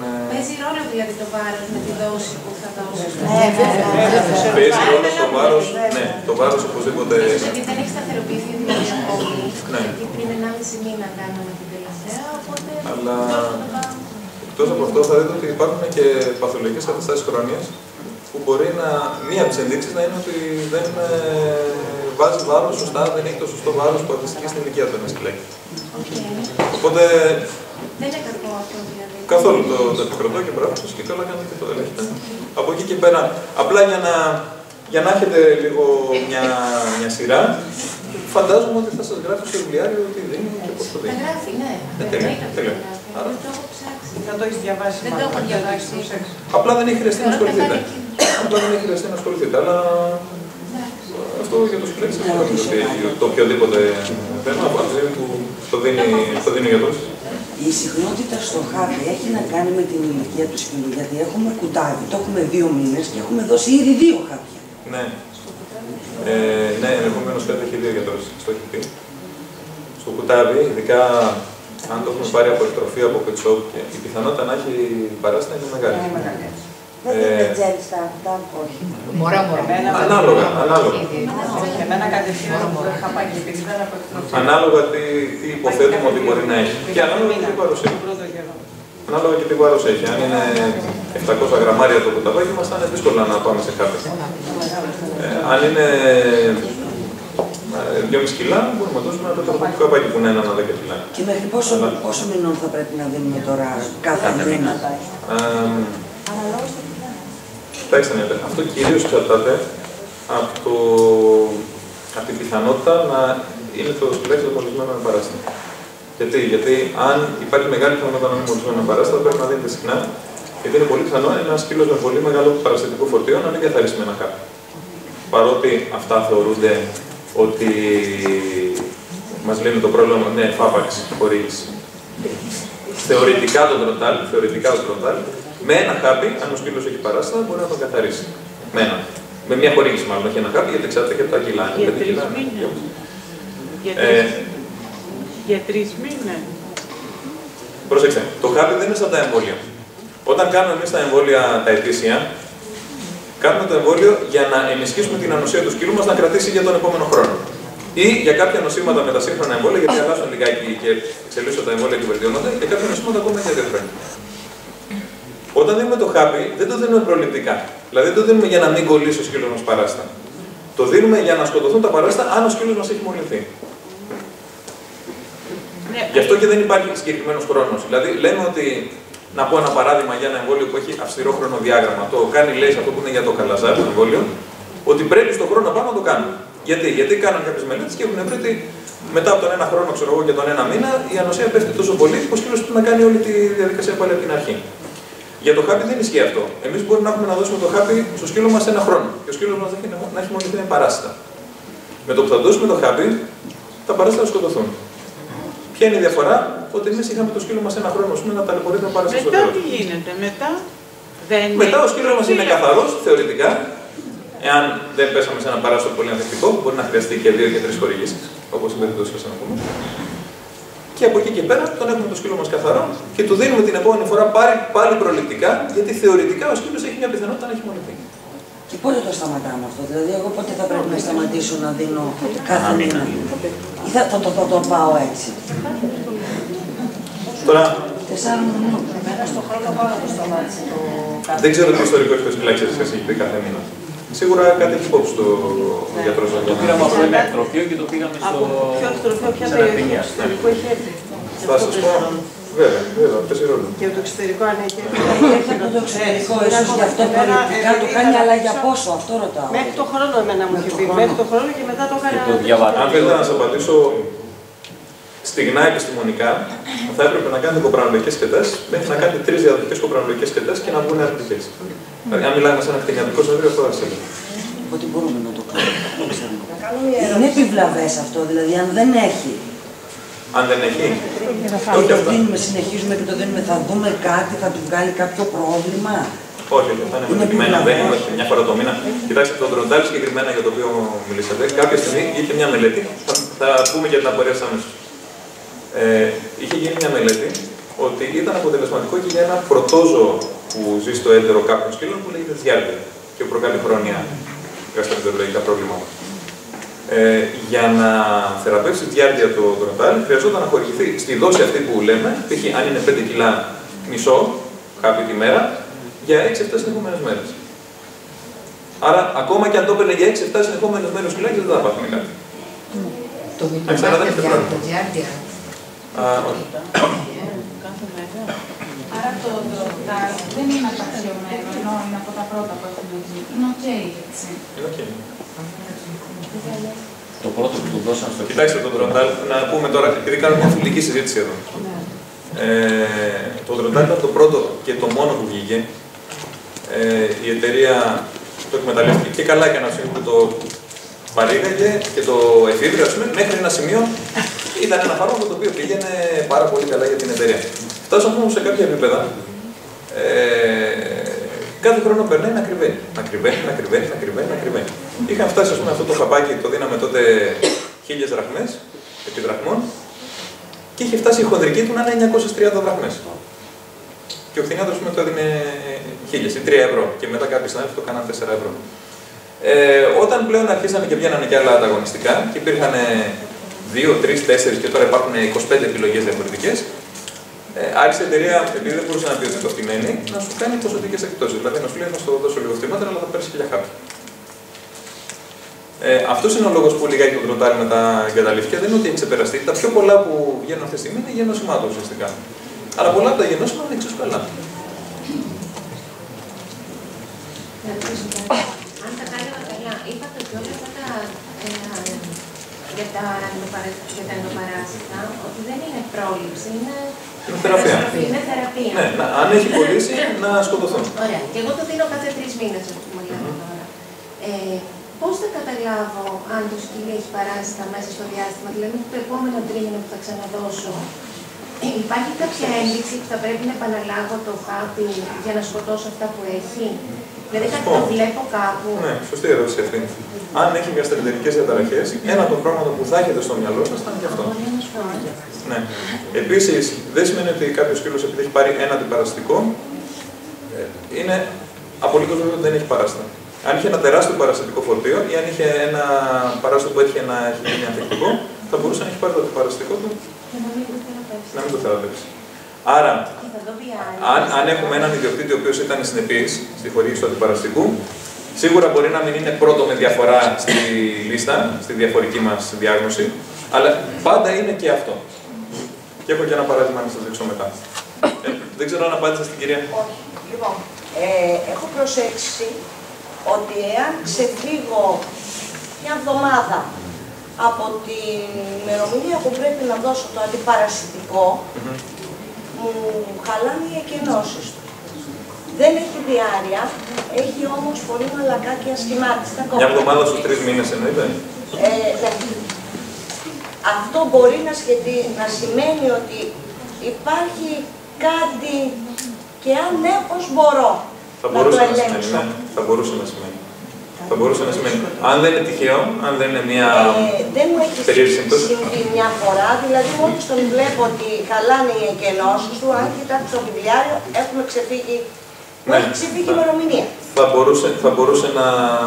Σημαίνει ότι κάποιο παράσιτο δηλαδή υπάρχει μέσα στο έτερο που... Δεν είναι βέβαιο, αλλά θα μπορούσε, ναι. Θα μπορούσε να σημαίνει. Και πώς ελέγχεται αυτό? Ελέγχεται με κοπρανολογικές εξετάσεις. Θα το πούμε παρακάτω. Ωραία.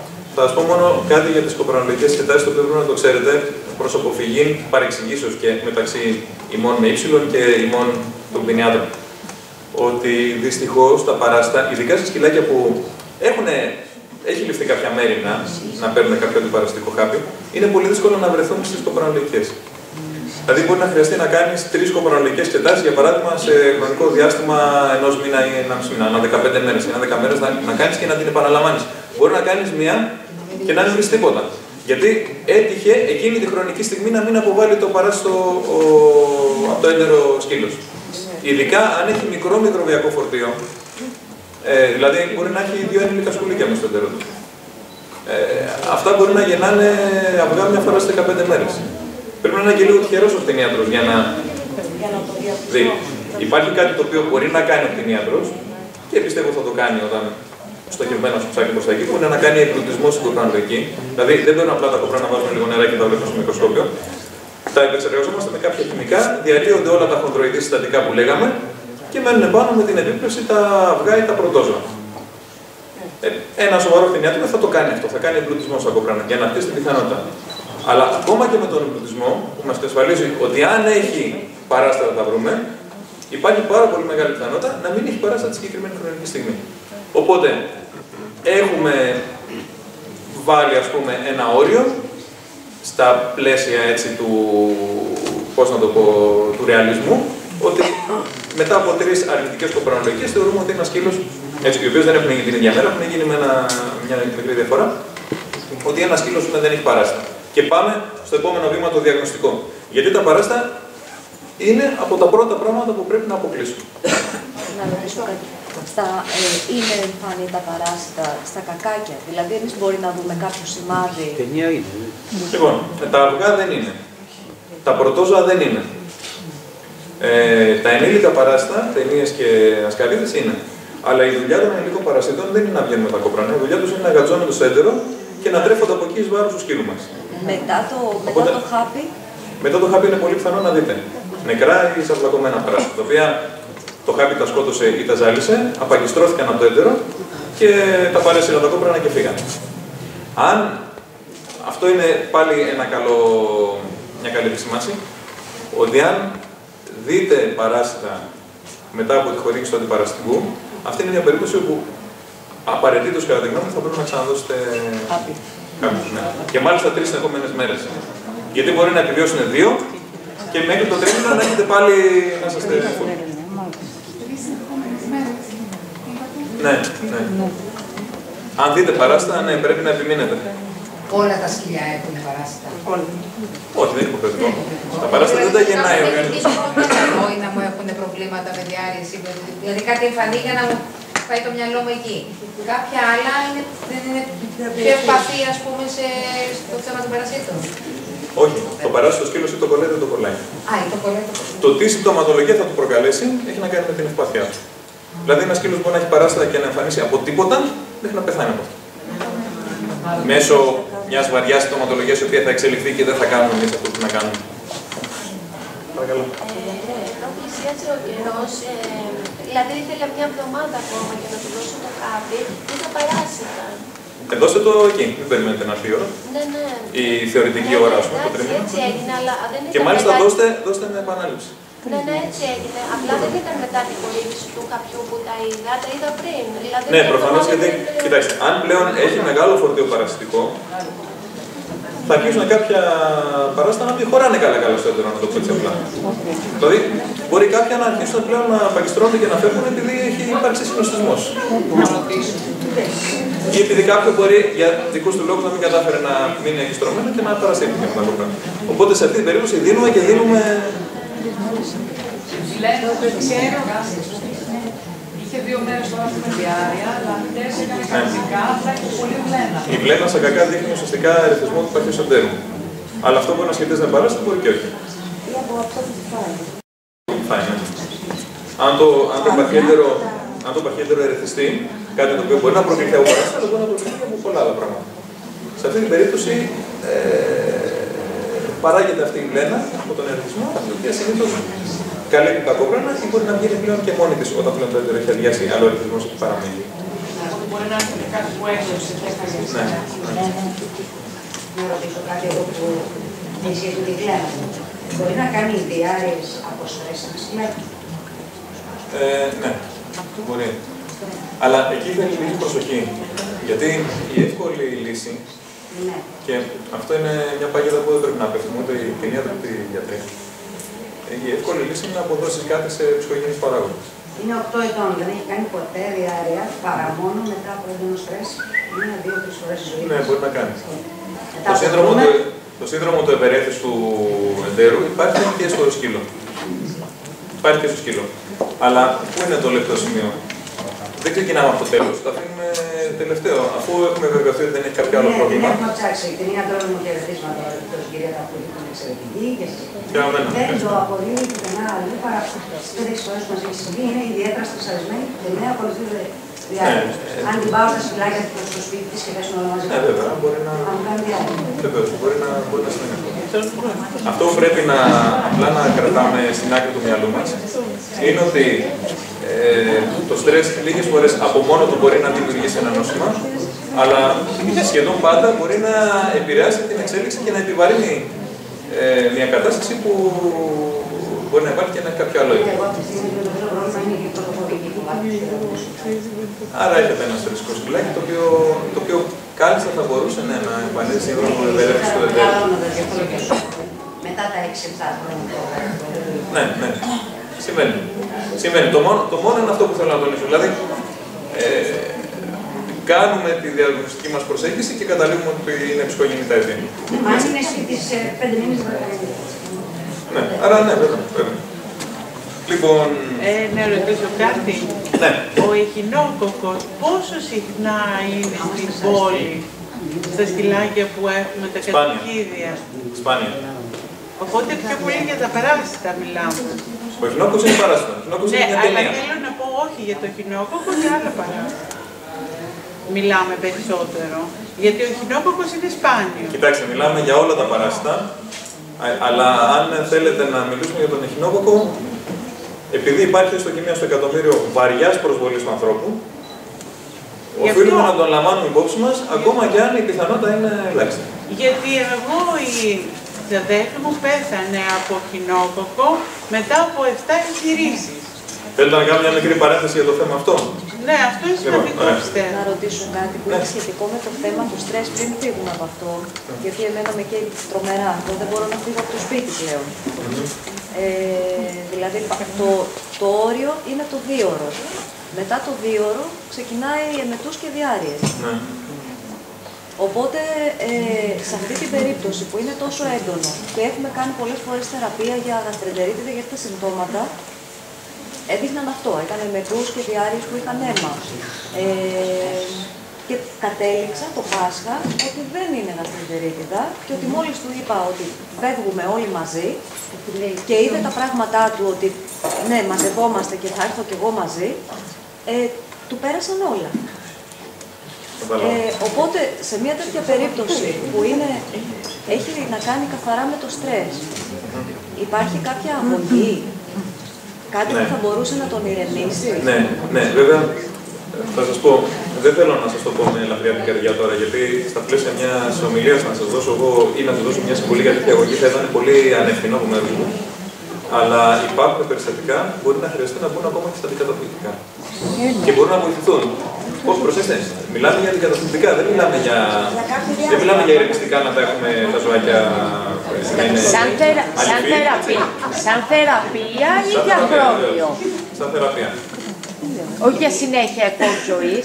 Έχω ένα φίλο, υπάρχει ένας συνάδελφος, πρέπει να είναι εδώ και 2,5 χρόνια στην Ελλάδα, ο οποίος έχει κάνει ειδικότητα και έχει πάρει ευρωπαϊκό τίτλο ειδικότητας στα προβλήματα συμπεριφοράς. Ναι. Φανταστείτε κάτι σαν το αντίστοιχο του ψυχιάτρου. Ο εκπαιδευτής φανταστείτε ότι είναι ο δάσκαλος του σκύλου μας. Έτσι. Ναι. Μπορεί να μας δώσει κάποιες οδηγίες για τα θέματα της συμπεριφοράς. Εννοείται ότι το όριο του θα έλεγα ότι είναι πλέον η φαρμακευτική αγωγή. Ο ψυχίατρος σκύλου μας είναι κάτι σαν αυτό το συνάδελφο για τον οποίο μιλάω τώρα. Ο οποίος τι κάνει, έρχεται, βλέπει το σκύλο στο περιβάλλον του, παίρνει ένα πολύ λεπτομερές ιστορικό, ώστε να δει τι μπορεί να αλλάξει από τα πράγματα που πιθανόν στο περιβάλλον επηρεάζουν ένα σκυλάκι και το κάνουν να περνάει δύσκολα. Και αν ξεπεράσει αυτά τα όρια, μετά μπορεί να χορηγήσει και αντικαταθλιπτικά.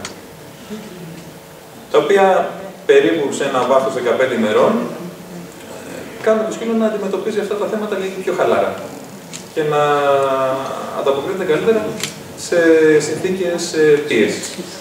Γιατί συνήθως είναι γενικά στο σπίτι, έχει μάθει να είναι μαζί μου. Γι' αυτό και είναι πρόβλημα όταν φεύγω από το σπίτι. Ναι, έχει άγχος αποχωρισμού, προφανώς. Το πότε θα λείψω δεν είναι στάνταρ, δεν είναι ότι κάθε μέρα πηγαίνω στη δουλειά μου, οπότε ξέρει ότι κάθε πρωί η μαμά μου θα φύγει. Οπότε συνήθως το αντικαταθλιπτικό, ας πούμε, το χορηγούμε λίγο πριν φύγουμε. Είναι άλλο πράγμα. Ή ακολουθούμε μια θεραπεία. Είναι άλλο πράγμα το ηρεμιστικό και άλλο το αντικαταθλιπτικό. Είναι διαφορετικές ουσίες, διαφορετικά δρούν και δεν πρέπει να τα μπερδεύουμε. Δεν είναι το αντικαταθλιπτικό, δεν είναι ένα φάρμακο για να το δώσετε να κοιμηθεί και να μην ουρλιάζει ή να μην το πιάσει η γαστρεντερική διαταραχή όσο θα λείπετε. Είναι ένα φάρμακο το οποίο το χορηγούμε καθημερινά, πρωί, βράδυ, μια φορά την μέρα, ανάλογα με το φάρμακο, επί σειρά εβδομάδων και το οποίο παρεμβαίνει στην έκρηξη κάποιων ουσιών, κυρίως από την υπόθεση, οι οποίες έχουν να κάνουν με το πώς νιώθουμε, πώς αντιδρούμε στα στρεσογόνα ερεθίσματα. Και τα οποία φάρμακα ουσιαστικά κάνουν το σκυλάκι να μην αντιδρά τόσο έντονα και τόσο υπερβολικά σε αυτά τα πράγματα. Μπορεί το αντικαταθλιπτικό μπορεί να το σταματήσει, μπορεί να το μειώσει, μπορεί να χρειαστεί να το κάνει και για χρόνια. Ανάλογα με το κάθε περιστατικό. Δεν είναι κάτι στο οποίο είμαι ειδικός, αλλά έχω δει περιστατικά τα οποία έχουν βοηθηθεί. Έχουν επιπτώσεις στα νεφρά, τα αντικαταθλιπτικά των σκύλων. Θα πρέπει να χορηγούνται με βάση τη δοσολογία. Έτσι. Δηλαδή δεν μπορεί απλά επειδή μας βρίσκεται κάτι δικό μας να πάρουμε και να δώσουμε το καπάκι στο σκύλο μας. Θα πρέπει να έχει καταρτιστεί ένα πρόγραμμα από τον ειδικό. Και στην πορεία υπάρχουν και ειδικά για σκύλους, υπάρχουν και πολλά ανθρώπινα που χρησιμοποιούνται και στο σκύλο. Και πας σε ψυχίατρος. Κάπου διάβασα χθες ότι χορήγησαν Ζάναξ, επειδή φοβάται τους κερατούς. Ναι, αλλά το Ζάναξ δεν είναι αντικαταθλιπτικό. Το Ζάναξ είναι ηρεμιστικό. Αυτό είναι για να κοιμηθεί ένα σκυλάκι. Δεν σας συνιστώ να κάνετε κάτι τέτοιο. Δεν σας συνιστώ να μαστουρώνετε το σκυλάκι. Μόνο το γιατρό, με το γιατρό.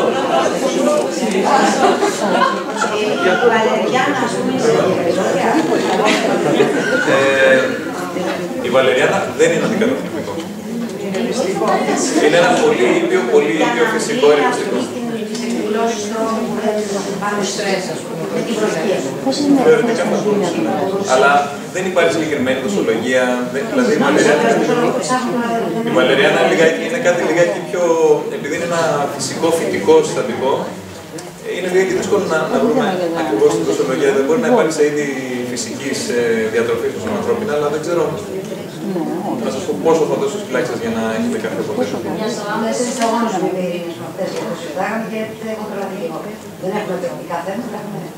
Μπορείτε να το δοκιμάσετε, αλλά δεν υπάρχει κάπου γραμμένο σε κάποιο βιβλίο ότι τόση δόση θα δώσεις για να πετύχεις αυτό το αποτέλεσμα.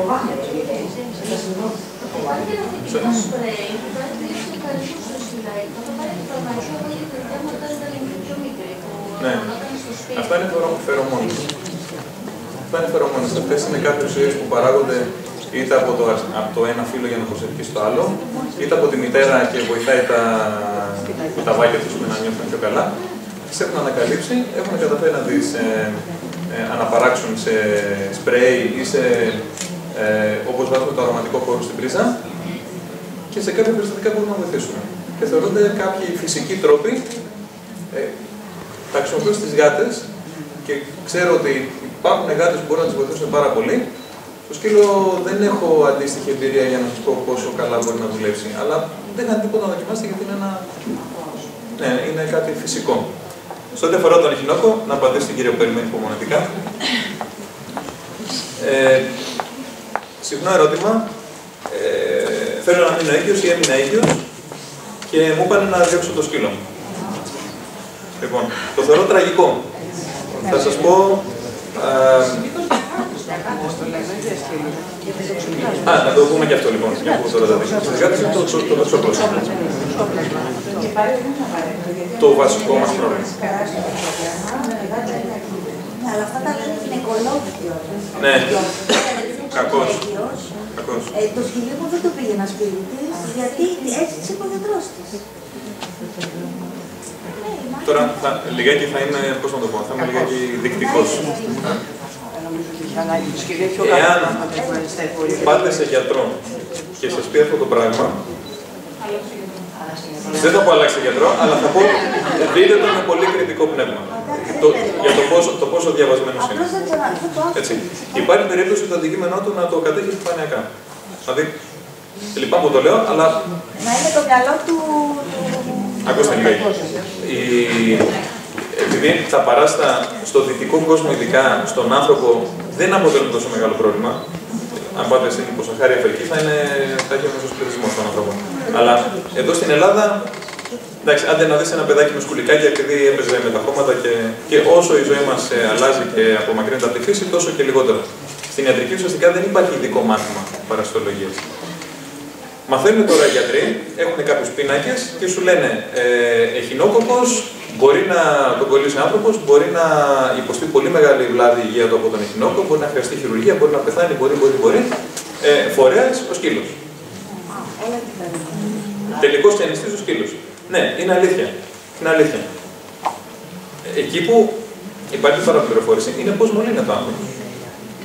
Ο σκύλος είναι αυτός ο οποίος έχει τον ενήλικο εχινόκοκκο στο έντερό του. Μπορεί να τον έχει, δεν τον έχουν όλοι σκύλοι. Μπορεί να τον έχει αν έχει μολυνθεί. Πώς μολύνεται ο σκύλος, τρώγοντας όμο κρέας. Οι ενδιάμεσοι ξενιστές είναι κυρίως φυτοφάγα ζώα ή και ο άνθρωπος.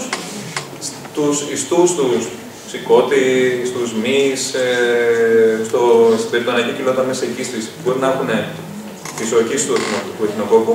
Τρώγοντας ομό το κρέας, γιατί αν ψηφί σκοτώνονται, τρώγοντας ομό το κρέας ο σκύλος μπορεί να μολυνθεί και να αποκτήσει το ενήλικο εχινόκοκκο στο εντερό του. Και από εκεί και πέρα, όχι πάντα, αλλά κατά καιρούς, όπως λέγαμε πριν για τις κοπρανολογίες, αποβάλλει τα αυγά του εχινοκόκκου. Εάν αυτά τα αυγά που αποβάλλει ο σκύλος με τα κόπρανά του, εμείς τα φάμε, τότε μολυνόμαστε από εχινόκοκκο. Λοιπόν, πώς έχει μολυνθεί το 95% των Ελλήνων? Γιατί στην Ελλάδα έχουμε αυξημένα ποσοστά υδατίδωσης, δηλαδή του νοσήματος από τον εχινόκοκκο στον άνθρωπο. Λέγεται υδατίδωση γιατί μέσα στον οργανισμό μας, στην κοιλιά, στον εγκέφαλο, στο σηκώτη, μπορεί να δημιουργήσει υδατίδες κίστη. Λοιπόν, πώς έχει μολυνθεί το 95% των ανθρώπων? Από λαχανικά που δεν έχουν επιστεί. Δηλαδή, δεν θα φας ποτέ τα κόπρανα του σκύλου. Και τώρα, όλοι εσείς που έχετε έρθει εδώ να ενημερωθείτε για την υγεία του σκύλου σας και κάνουμε τόση συζήτηση για το αντιπαραστικό χαπάκι, η πιθανότητα του σκυλάκιας να έχει εχινόκοκκο είναι 1 στα 100 εκατομμύρια. Έτσι. Λοιπόν, αλλά ακόμα και αν είχε, επειδή έτυχε να πάτε στην εξοχή και να φάει ένα ψοφίμι το σκυλί και να μην το αντιληφθείτε εσείς και να αποβάλει τον εχινόκοκκο, θα πρέπει να φάτε τα κόπρανά του για να κολλήσει. Και να τα φάτε τη μέρα εκείνη που τυχαίνει ο σκύλος να αποβάλει.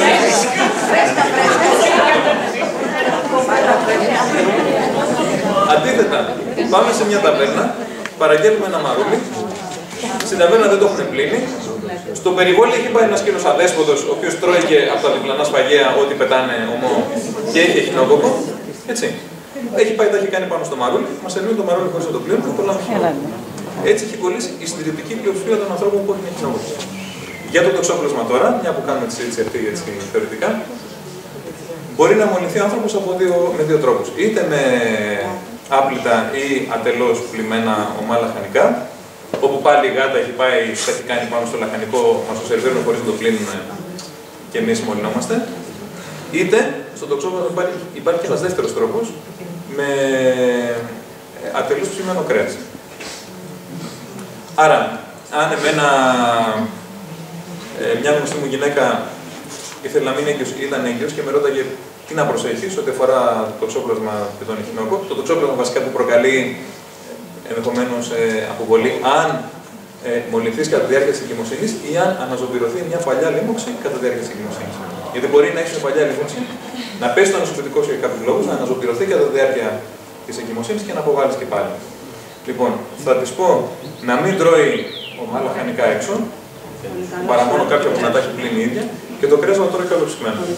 Δηλαδή, εμένα μου αρέσει να τρώω έτσι, αλλά γαλλικά, αλλά αν ήμουν έγκυος γυναίκα θα έκανα την καρδιά μου πέτρα και θα το τρώγα άχυρο. Έτσι, χωρίς αίμα. Αυτά τα δύο πράγματα. Δεν μαζί ερώτηση κατά πόσο η τροφές μπάρουν σαν Όχι, τι χαζή ερώτηση, δεν είναι χαζή ερώτηση, είναι το θέμα των τελευταίων ετών. Θα σας πω τη δικιά μου γνώμη. Χωρίς παρεξήγηση και πάλι φιλικά.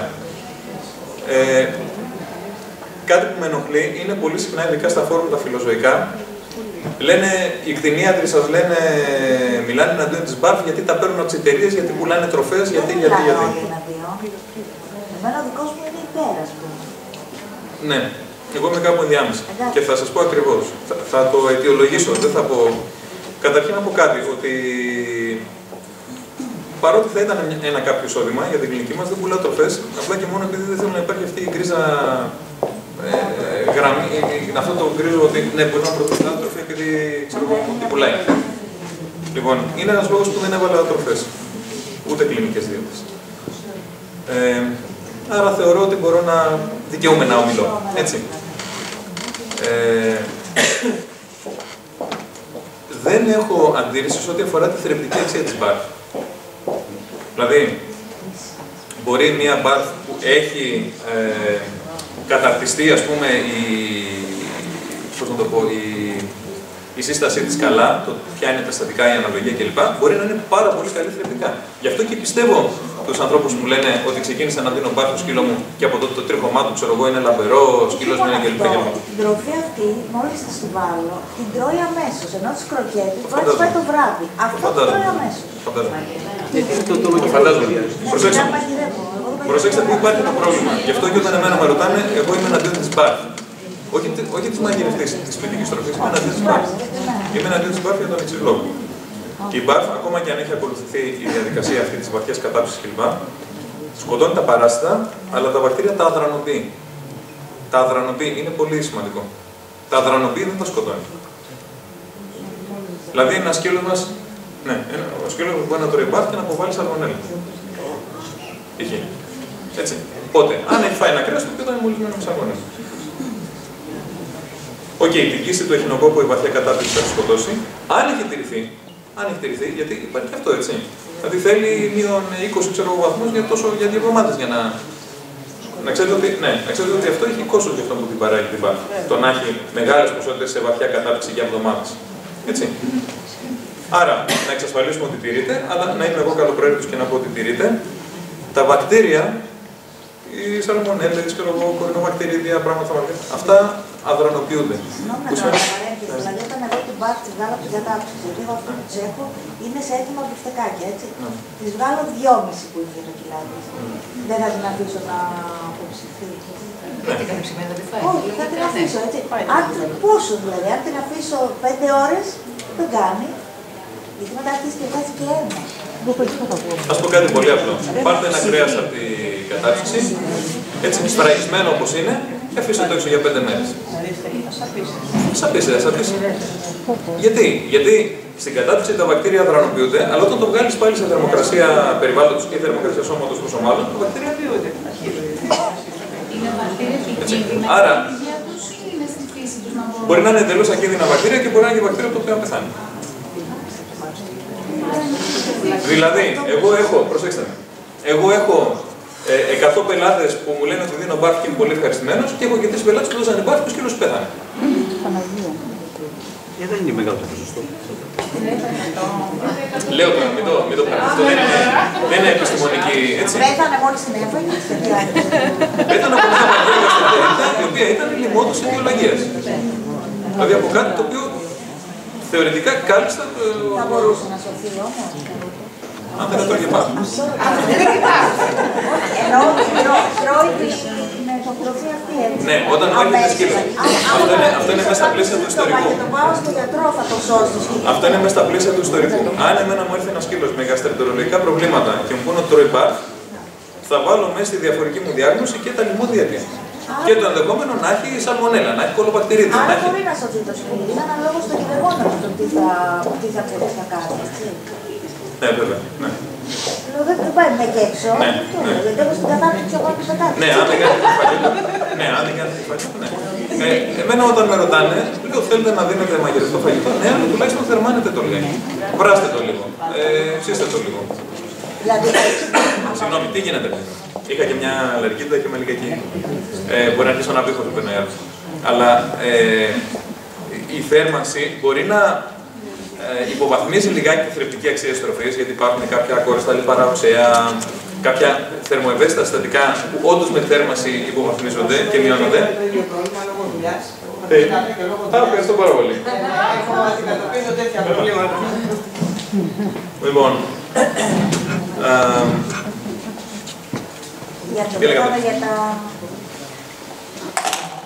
λοιπόν, άρα έχει πολύ καλή θρεπτική αξία, γιατί όλη αυτή η διαδικασία της θέρμανσης και μπορεί να υποβαθμίζει ένα μέρος από αυτά τα συστατικά, αλλά από την άλλη δεν σκοτώνει και τα μικρόβια η μη θερμική επεξεργασία. Άρα πρέπει να πετύχουμε πιστεύω μια χρυσή τομή. Ναι, θα μειωθούν 30% τα κόρα στα λιπαρά οξέα, που είναι αυτά που κάνουν το τρίχωμα να είναι λαμπερό και ωραίο και την τρίχα να εμπέφτει. Αυτό κάνει μόνο. Και διάφορα άλλα, εντάξει, αλλά. Και τα κακάκια που μυρίζουν, λέει, δεν μυρίζουν. Κάτι τέτοια διάφορα, δεν μυρίζουν. Κοιτάξτε, εγώ ξέρω και σκύλοι που τρώνε μια πολύ καλή τροφή, δεν μυρίζουν. Θα σας πω λιγάκι κάτι, όταν ήμουν φαντάρος, πάει καιρός. Αλλά, πάστε πέτω. Ότι κόσμο τρώει τα κακάτι. Ένα λεπτό να τελειώσουμε αυτό και μετά πάμε. Θα σας πω λίγο κάτι για να καταλάβετε τι γίνεται με τις σκυλοτροφές. Δεν φταίνουν οι σκυλοτροφές γενικά όταν ένα σκύλος δεν έχει καλή κατάσταση δέρματος και τριχώματος. Γενικά οι σκυλοτροφές.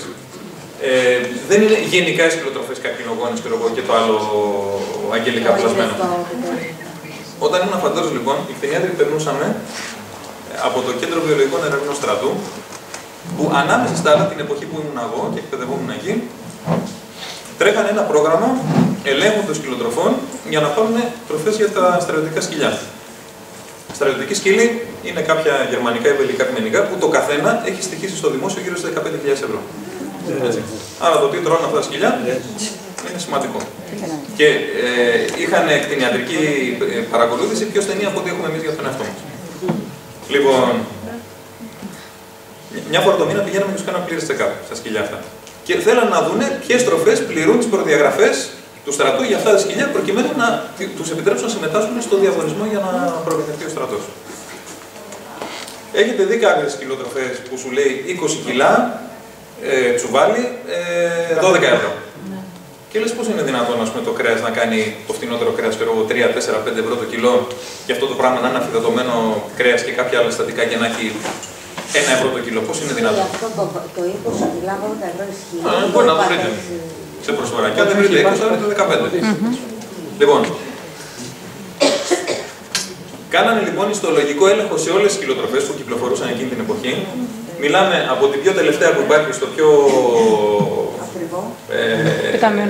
σούπερ μάρκετ μέχρι τις κορυφαίες. Και βρήκαν τα εξής. Καταρχήν δεν υπήρχε τροφή που να μην έχει κάποια υποπροϊόντα κρέατος. Υποπροϊόντα κρέατος μπορεί να είναι πνεύμονες, μπορεί να είναι σπλήνες, μπορεί να είναι. Δεν είναι καθόλου κακό αυτό. Μπορεί να έχει μέσα προϊόντα κρέατος και η σύστασή θα είναι μια χαρά. Όπως και εμείς στο κοκορέτσι μας θα βάλουμε και λίγο πνεύμονη. Έτσι. Λοιπόν. Και όλες μπορεί να είχαν μια πολύ μικρή ποσότητα από κερατίνες π.χ. Τι σημαίνει κερατίνες? Σημαίνει ότι όπως έχουμε το σφάλιο και κόβουν τα κομμάτια και αυτά, μπορεί να έχουν πέσει και λίγες τρίχες από αυτό. Επειδή ενδεχομένως δεν είναι η διαδικασία του καθαρισμού δεν ήταν απόλυτα σχολαστική, γιατί κάποιος την κάνει με το χέρι π.χ. Οι φτηνές τροφές ήταν μέσα και ακόμα και πριονίδι. Έτσι. Αν λοιπόν ταΐζεις στο σκύλο σου πριονίδι, δεν φταίει η σκυλοτροφή που ο σκύλος σου έχει ένα άθλιο δέρμα και τρίχωμα και κάνει μαλακά κοπράνα και μυρίζουν άσχημα. Τι ότι τρώει σκύλο για τροφή. Η φτηνή τροφή το έχει αυτό, Ναι. Αυτές του τύπου χύμα, κάποιες πάμφινες κλπ. Σε ακριβές δεν βρήκατε? Όχι.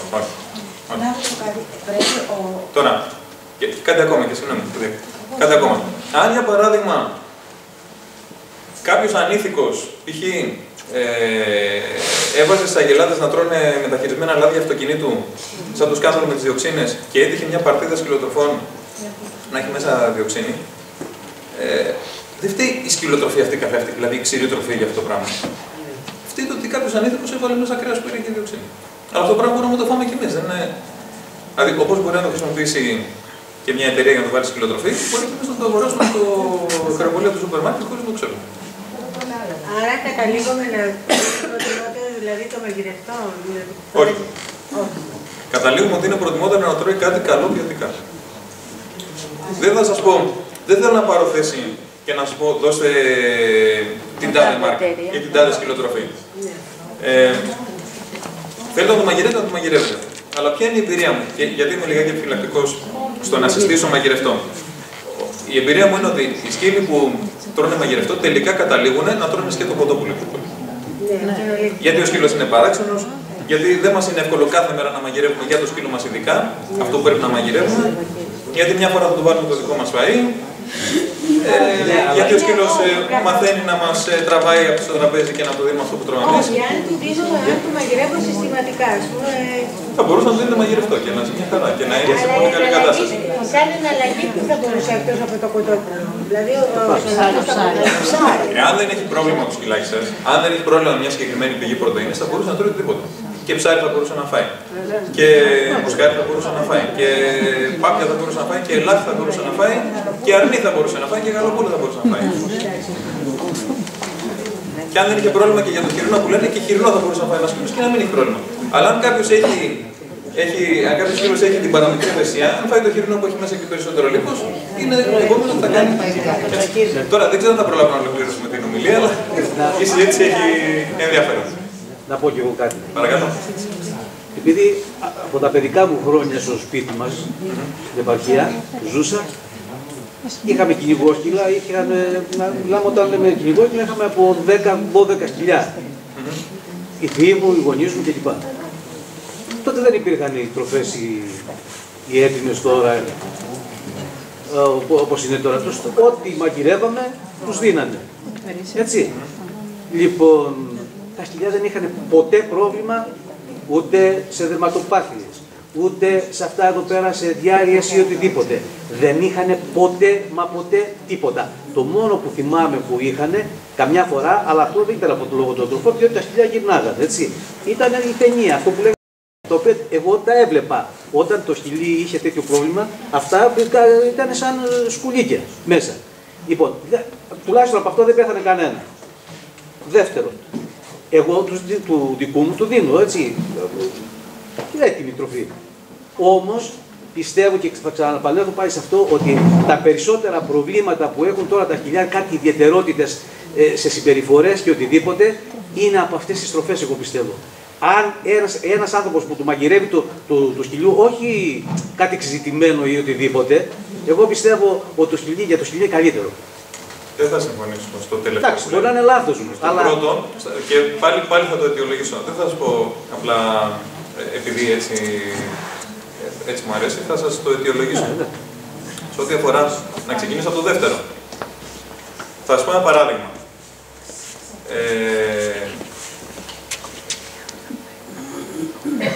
Με βάση αυτό το σκεπτικό. Έχω έναν έφηβο παραμελημένο. Οι γονείς δεν έχουν ασχοληθεί καθόλου μαζί του. Του δίνουν μόνο ένα χαρτζηλίκι για να παίρνει χάμπουργκερ από το fast food. Και ο έφηβος αυτός είναι οργισμένο νιάτο και θέλει να τα σπάσει όλα στην κοινωνία. Έτσι. Και έχει προβλήματα συμπεριφοράς. Άρα το χάμπουργκερ προκαλεί προβλήματα συμπεριφοράς. Όχι. Είναι μια ψυχή που κανείς δεν έχει ασχοληθεί μαζί του σοβαρά. Δηλαδή, αν κάποιος για παράδειγμα τον αγαπάει το σκύλο του, ασχολείται μαζί του, βλέπει τις ανάγκες του, κάθεται να του μαγειρέψει, αυτός ο σκύλος ενδεχομένως θα έχει μια καλή συμπεριφορά γιατί απλά είναι το περιβάλλον του καλό. Εάν κάποιος έχει ένα σκύλο πεταμένο σε ένα μπαλκόνι και έχει και ένα τσουβάλι τροφής και του πετάει μια φορά τη μέρα για να τρώει, αυτός ο σκύλος μπορεί να έχει προβλήματα συμπεριφοράς. Όχι, δεν τρώει εξαιρετικά. Δεν είπα για τη συμπεριφορά, μιλάω για τις ασθένειες και κάτι πράγματα. Γιατί εγώ μπήκα τώρα σε αυτή την ιστορία τώρα πριν από 6 μήνες. Ναι. Λοιπόν, ακούω του κόσμου εδώ πέρα και κάτι πράγματα απίστευτα που για τα σκυλιά τα προηγούμενες δεκαετίες δεν υπήρχαν αυτά τα πράγματα. Πολύ σωστό. Λοιπόν, να απαντήσω. Και εγώ το έχω εγώ λέω, δεν είμαι κανένας κτηνίατρος, ούτε διατροφολόγος, ούτε έχω κανένα επιστήμονα. Αλλά με το μυαλό μου λέω μήπως αυτές οι τροφές που τους δίνουν, διαβάζω, κάθε μία έχει αυτό, εκείνο, το άλλο, το οποίο δεν το ξέρω βέβαια, το γράφουν. Άσχετο. Λοιπόν, μετά από λίγα χρόνια λέει ότι ξέρεις, αυτή η τροφή είχε καλαμπόκι και δημιουργούσε μεγάλα προβλήματα. Ναι.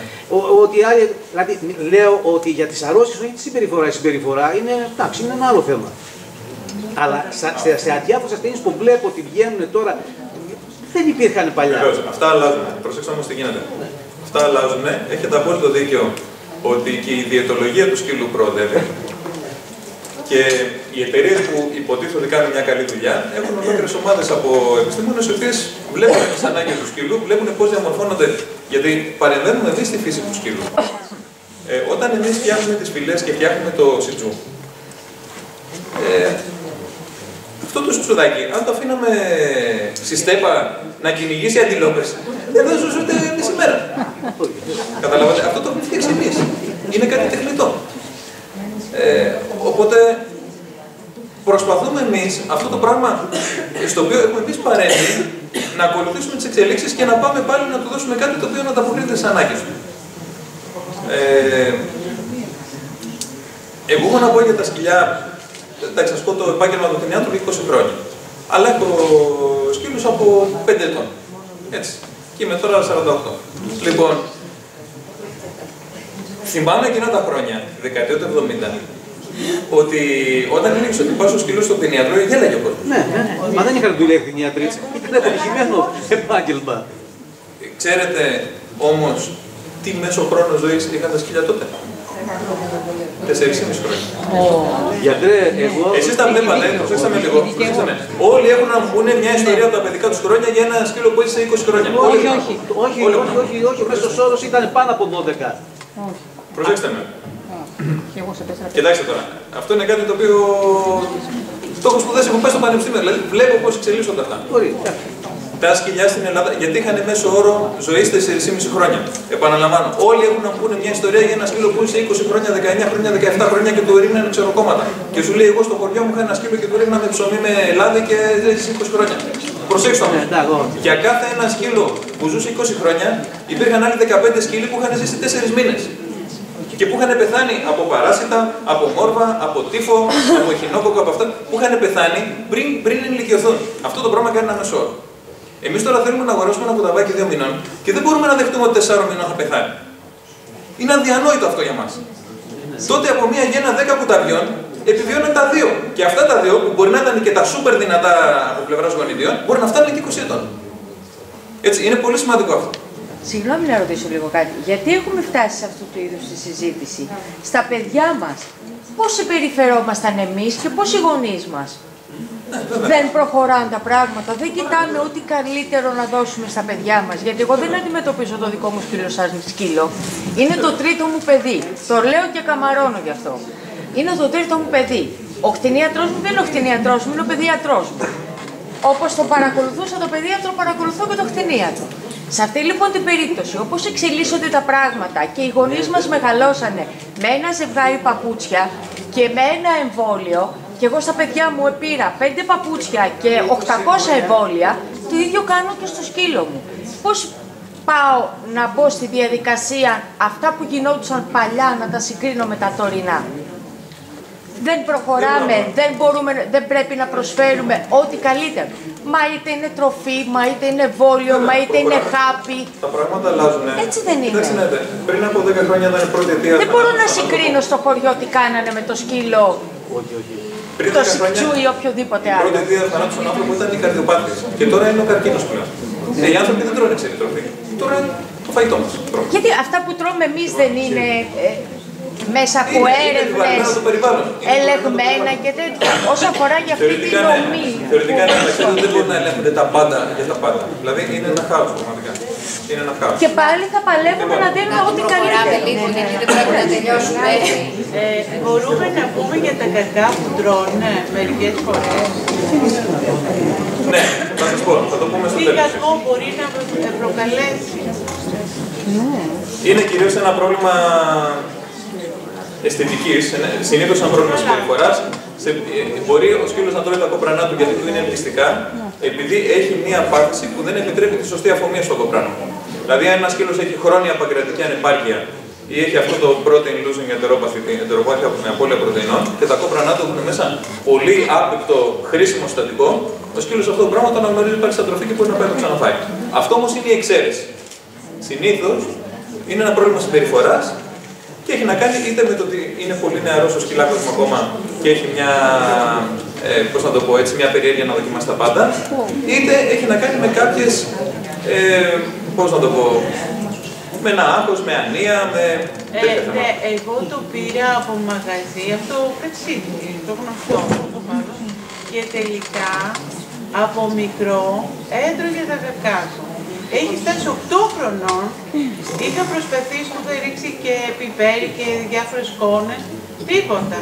Δηλαδή όταν βρει ευκαιρία... Κοιτάξτε, αν τα κουμπρόνα δεν είναι διαρροϊκά, αν δεν είναι διαρροϊκά, αν δεν είναι σαν να ληφθεί σαβούδι, αν δεν έχει εξωτερικές, τότε είναι θέμα καθαρά συμπεριφοράς. Συμπεριφοράς ή λείπει κάτι, παγκρατήδη, αυτό που λέτε. Δεν μπορεί να έχει παγκρατήδη για να υπάρχει και να μην έχετε κάποια συμπτώματα, κάτι θα έχετε. Κάτι θα έχετε. Δεν ξέρω, πάντως δεν μπορεί να το καταργήσει. Θα πρέπει όμως, αν θέλετε, ίσως να είναι καλύτερα αν θέλουμε να μιλήσουμε για μεμονωμένα περιστατικά, να το κάνουμε και κατηδίαν. Ίσως αυτό δεν έχει πολύ ενδιαφέρον. Δηλαδή δεν πειράζει αν συμβαίνει αυτό.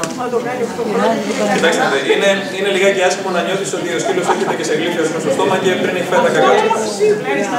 Αλλά, εντάξει, ουσιαστικά τα δικά του μικρόβια ανακυκλώνει. Έτσι, δεν είναι καλό για τη στοματική του υγιεινή.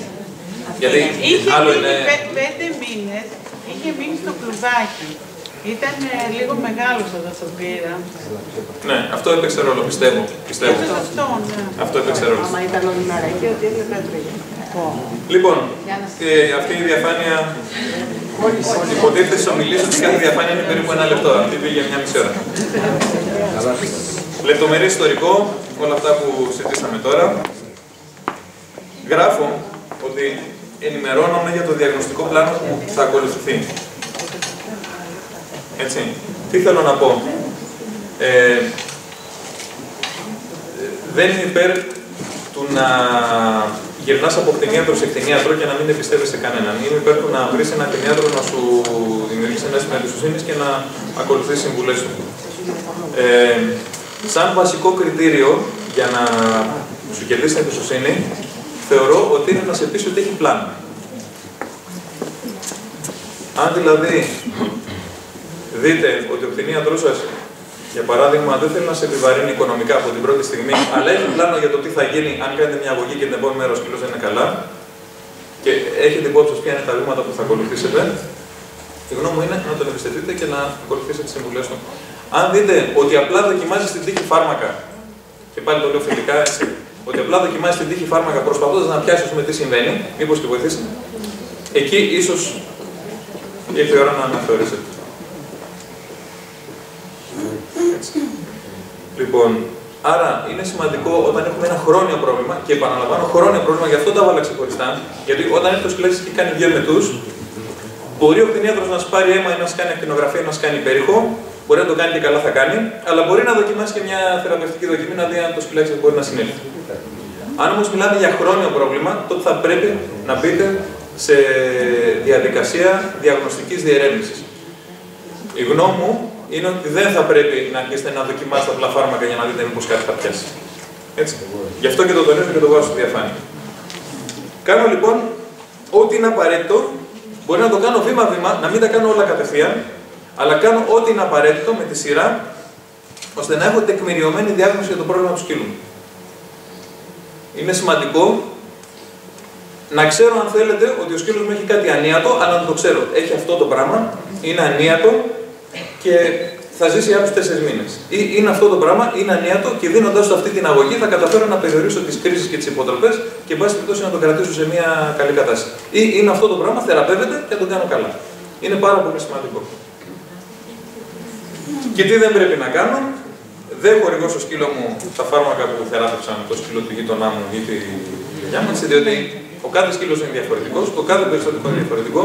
Μπορεί όταν τα συζητάτε ο ένας με τον άλλον φιλικά, τα συμπτώματα να σου μοιάζουν τα ίδια, αλλά να μην είναι τα ίδια. Π.χ. αναγωγή εμετός, εντελώς διαφορετικά πράγματα, έτσι, χαρακτηριστικό παράδειγμα. Ο σκύλος του γείτονα να έχει εμετούς και να γίνει καλά με ένα ζαντάκι να πριν περάσει, και ο δικός σας να έχει αξένους όμως να σου πάω και να κινδυνεύσει. Λοιπόν, θα τελειώσω και μιλάω μέσα. Δεν επιμένω σε θεραπευτικές δοκιμές χωρίς διάγνωση ή διαγνωστικό πλάνο, αυτό που είπαμε πριν.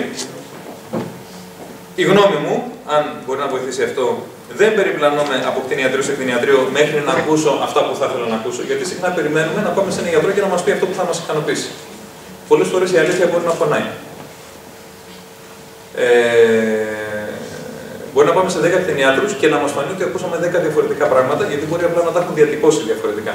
Και από τους 10, οι 5 να μου έχουν πει το ίδιο. Ό,τι θα μου πούν, θέλω να μου το αιτιολογήσουν. Δηλαδή, ό,τι σας λέω, απαντάω σε κάποιες ερωτήσεις που μου κάνετε, μπορεί να διαφωνείτε με αυτά που σας λέω, μπορεί να συμφωνείτε, αλλά ό,τι λέω προσπαθώ να το αιτιολογώ. Άρα, κανείς δεν θα σας πει μια διάγνωση επειδή είναι η αυθεντία, δεν πανάνε και ο καθηγητής στο καλύτερο πανεπιστήμιο της Αμερικής, θα πρέπει να σας το αιτιολογήσει. Πιστεύω ότι είναι αυτό και το έχω βασίσει εκεί. Το έχω βασίσει σε αυτά τα παθογνωμονικά συμπτώματα, σε αυτή την κοπρανολογική, σε αυτόν τον υπέροχο που έδειξε αυτό το πράγμα, σε αυτή τη βιοψία. Όχι επειδή έτσι μου κάπνισε. Η γνώμη μου, αν μπορώ να βοηθήσω στο να επιλέξετε τον κτηνίατρο τον οποίο θα πιστευτείτε για να σας βοηθήσει. Και δεν ψάχνω για την πιο οικονομική λύση. Εδώ είναι ένα θέμα που πονάει λόγω των συνθηκών, αλλά υπάρχουν πράγματα που δυστυχώς έχουν ένα κόστος. Και τώρα, πάλι επειδή είμαστε φιλικά εδώ, θα πω την έκφραση ότι δεν μπορούμε πάντα να βάφουμε αυγά με πορδές. Έτσι. Δεν μπορούμε να το κάνουμε πάντα αυτό. Υπάρχει περίπτωση που για να διαγνωστεί ένα χρόνιο πρόβλημα του γαστρεντερικού μπορεί να χρειαστεί να γίνει βιοψία εντερού. Θα πρέπει να γίνει. Τι κόστος έχουν όμως οι αιματολογικές εξετάσεις? Κοιτάξτε, μια αιματολογική εξέταση μπορεί να έχει από 22 ευρώ και μπορεί να φτάσουν και στα 1000. Είναι ακριβές οι αιματολογικές για να κάνουμε. Έχουν 70, 60, τι κόστος έχουν αυτές? Ανάλογα τι ψάχνουμε. Ανάλογα τι ψάχνουμε. Τι ψάχνουμε, Άνια? Τις γενικές εξετάσεις που πρέπει να κάνουμε. Όχι τις εξειδικευμένες, έχει κάτι. Έχω εγώ να κάνω γενικές εξετάσεις και μου ζητάτε 70 ευρώ. Τι κόστος γι' αυτό? Δηλαδή είναι τρελό. Τώρα αυτό είναι μια πολύ μεγάλη συζήτηση, διότι το κοστολόγιο δεν... Δεν ξέρω τι κάνετε οι γιατροί. Απλώς λέω, πάμε, μου παίρνουν αίμα, εγώ δίνω πιο λίγα από το για την κούγια, ας πούμε. Ναι. Έτσι δεν είναι, γιατί ζητάτε 70 ευρώ για τις εξετάσεις. Υπάρχουν δύο λόγοι που δίνετε πιο λίγα. Ο ένας λόγος είναι ότι τα κτηνιατρικά δικαστήρια στοιχίζουν ακριβότερα από το ανθρώπινο. Γιατί έχουν μικρότερο εύρος κυκλοφορίας. Δηλαδή για τον άνθρωπο γίνονται εκατομμύρια εξετάσεις καθημερινά, για το ζώο γίνονται πολύ λιγότερες. Κάποιος για να εισάγει ένα τέτοιο δραστήριο έχει μεγαλύτερο κόστος, το πουλάει ακριβότερα. Στοιχίζει ακριβότερα είτε στον κτηνίατρο που το αγοράζει να το κάνει στην κλινική του, είτε στο εργαστήριο που το κάνει. Δεν ξέρω γιατί εξετάσεις μιλάτε. Έτσι, δεν ξέρω γιατί εξετάσεις μιλάτε, γιατί εξαρτάται τι κάνατε. Μπορεί να έχετε κάνει κάποια πράγματα που τα 70 ευρώ να είναι πάθημα. Τώρα γιατί λίγο πολύ τα είπαμε. Λεπτομερές ιστορικό, πώς είναι η διάρκεια, με ποια συχνότητα, για να διαλευκάνουμε αν είναι από το λεπτό ή από το παχύ έντερο. Έτσι, γιατί υπάρχουν κάποιες διαφορές στη μία και στην άλλη διάρκεια. Και τι τρώει το σκυλάκι μου. Αν τρώει πριονί, θα κάνει διάρκεια.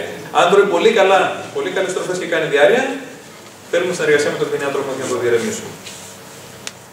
Κλινική εξάρτηση, έτσι. Δεν αμελούμε τους τακτικούς αποπαρασιτισμούς, τα αναλύσαμε. Και ο κτηνίατρος μας κατευθύνει για τις απαραίτητες εξετάσεις. Παρασιτολογική κοπράνο. Εδώ βλέπετε ένα κοκκίδιο. Είναι αυτό που είναι, μισό λεπτάκι μετά. Είναι αυτό εδώ. Το κοκκίδιο. Το κοκκίδιο δεν το πιάνει η κλασική αντιπαραστική αγωγή, το τροντάλ και το μιλτομάξιο και όλα αυτά. Το κοκκίδιο και την τζιάρδια είναι δύο πρωτόζωα του εντέρου που δεν τα πιάνουν τα κλασικά.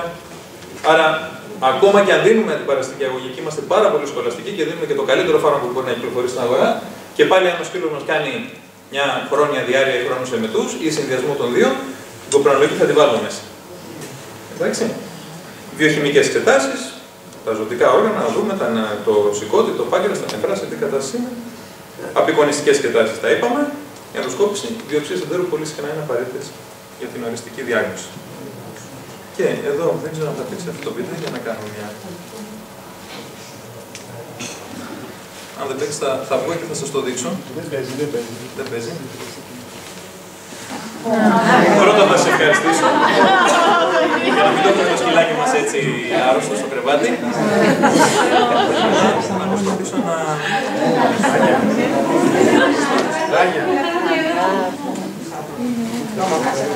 Λοιπόν, μισό λεπτάκι, μπορεί να είναι εδώ.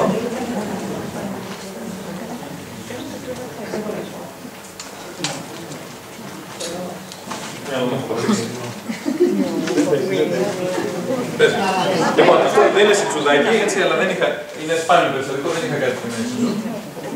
Γάστρο 12 δακτυλοσκόπηση, βλέπετε πάνω δεξιά το 12 δάκτυλο. Ένα 12 δάκτυλο που εντάξει, λίγο ερεθισμένο, δεν είναι και τρομερή η κατάστασή του, γιατί είχε μέσα μια σκαρίδα. Μια σκαρίδα, αυτό το πράγμα που βλέπετε, αυτό εδώ είναι ένα σκουλίκι, αλλά είναι σε τεράστια μεγέθυνση. Το άσπρο, ναι. Αυτό το ζάκι είχε πάρει από παρασιτικά και μάλιστα αρκετές φορές. Απλά έτυχε να έχει ανθεκτικά παράσιτα. Από πού το κόλλησε το πρώτο? Όπως κολλάνε τα παράσιτα. Τα είπαμε πριν. Αλλά τελικά το βγάλετε με το συγκεκριμένο, λοιπόν, είναι γατζωμένο, είναι λίγο επικίνδυνο. Το πιθανότερο είναι ότι όταν πας το βγάλεις θα κοπεί στη μέση. Αλλά ούτως ή άλλως, εμείς με την ενδοσκόπηση φτάνουμε μέχρι το 12 το πρώτο τμήμα του λεπτοεντέρου. Το λεπτοεντέρο έχει 3 τμήματα.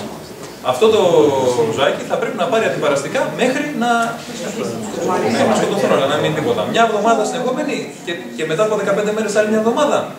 Άλλο φάρμακο από αυτό που έπαιρνε, γιατί πιθανότατα το παράσιτο είναι αντιθετικό σε αυτό που έπαιρνε. Αυτό τώρα ο Γερμανός καθηγητής που με είχε εκπαιδεύσει στην ενδοσκόπηση το έλεγε Beverly Hills deworming. Δηλαδή από παρασιτισμός Beverly Hills. Αντί να δώσει ένα χαπάκι που κάνει 3 ευρώ, έρχεται το περιστατικό και κάνει μια γαστροσκόπηση που κάνει 300 ευρώ για να του πεις απλά ότι έχει παράσιτα. Θα μπορούσε να έχει κάνει και μια κοπρανολογική που κάνει 20 ευρώ. Λέμε τώρα, 20, 30, 50. Τώρα αυτό είναι μεγάλη συζήτηση. Αν κάνει και τζιάρδια αντιγόνα, μπορεί να μην έχει 20, να έχει 50. Αλλά λέμε τώρα, έτσι. Αυτά. Για το κριτικό. Ευχαριστούμε πάρα πολύ.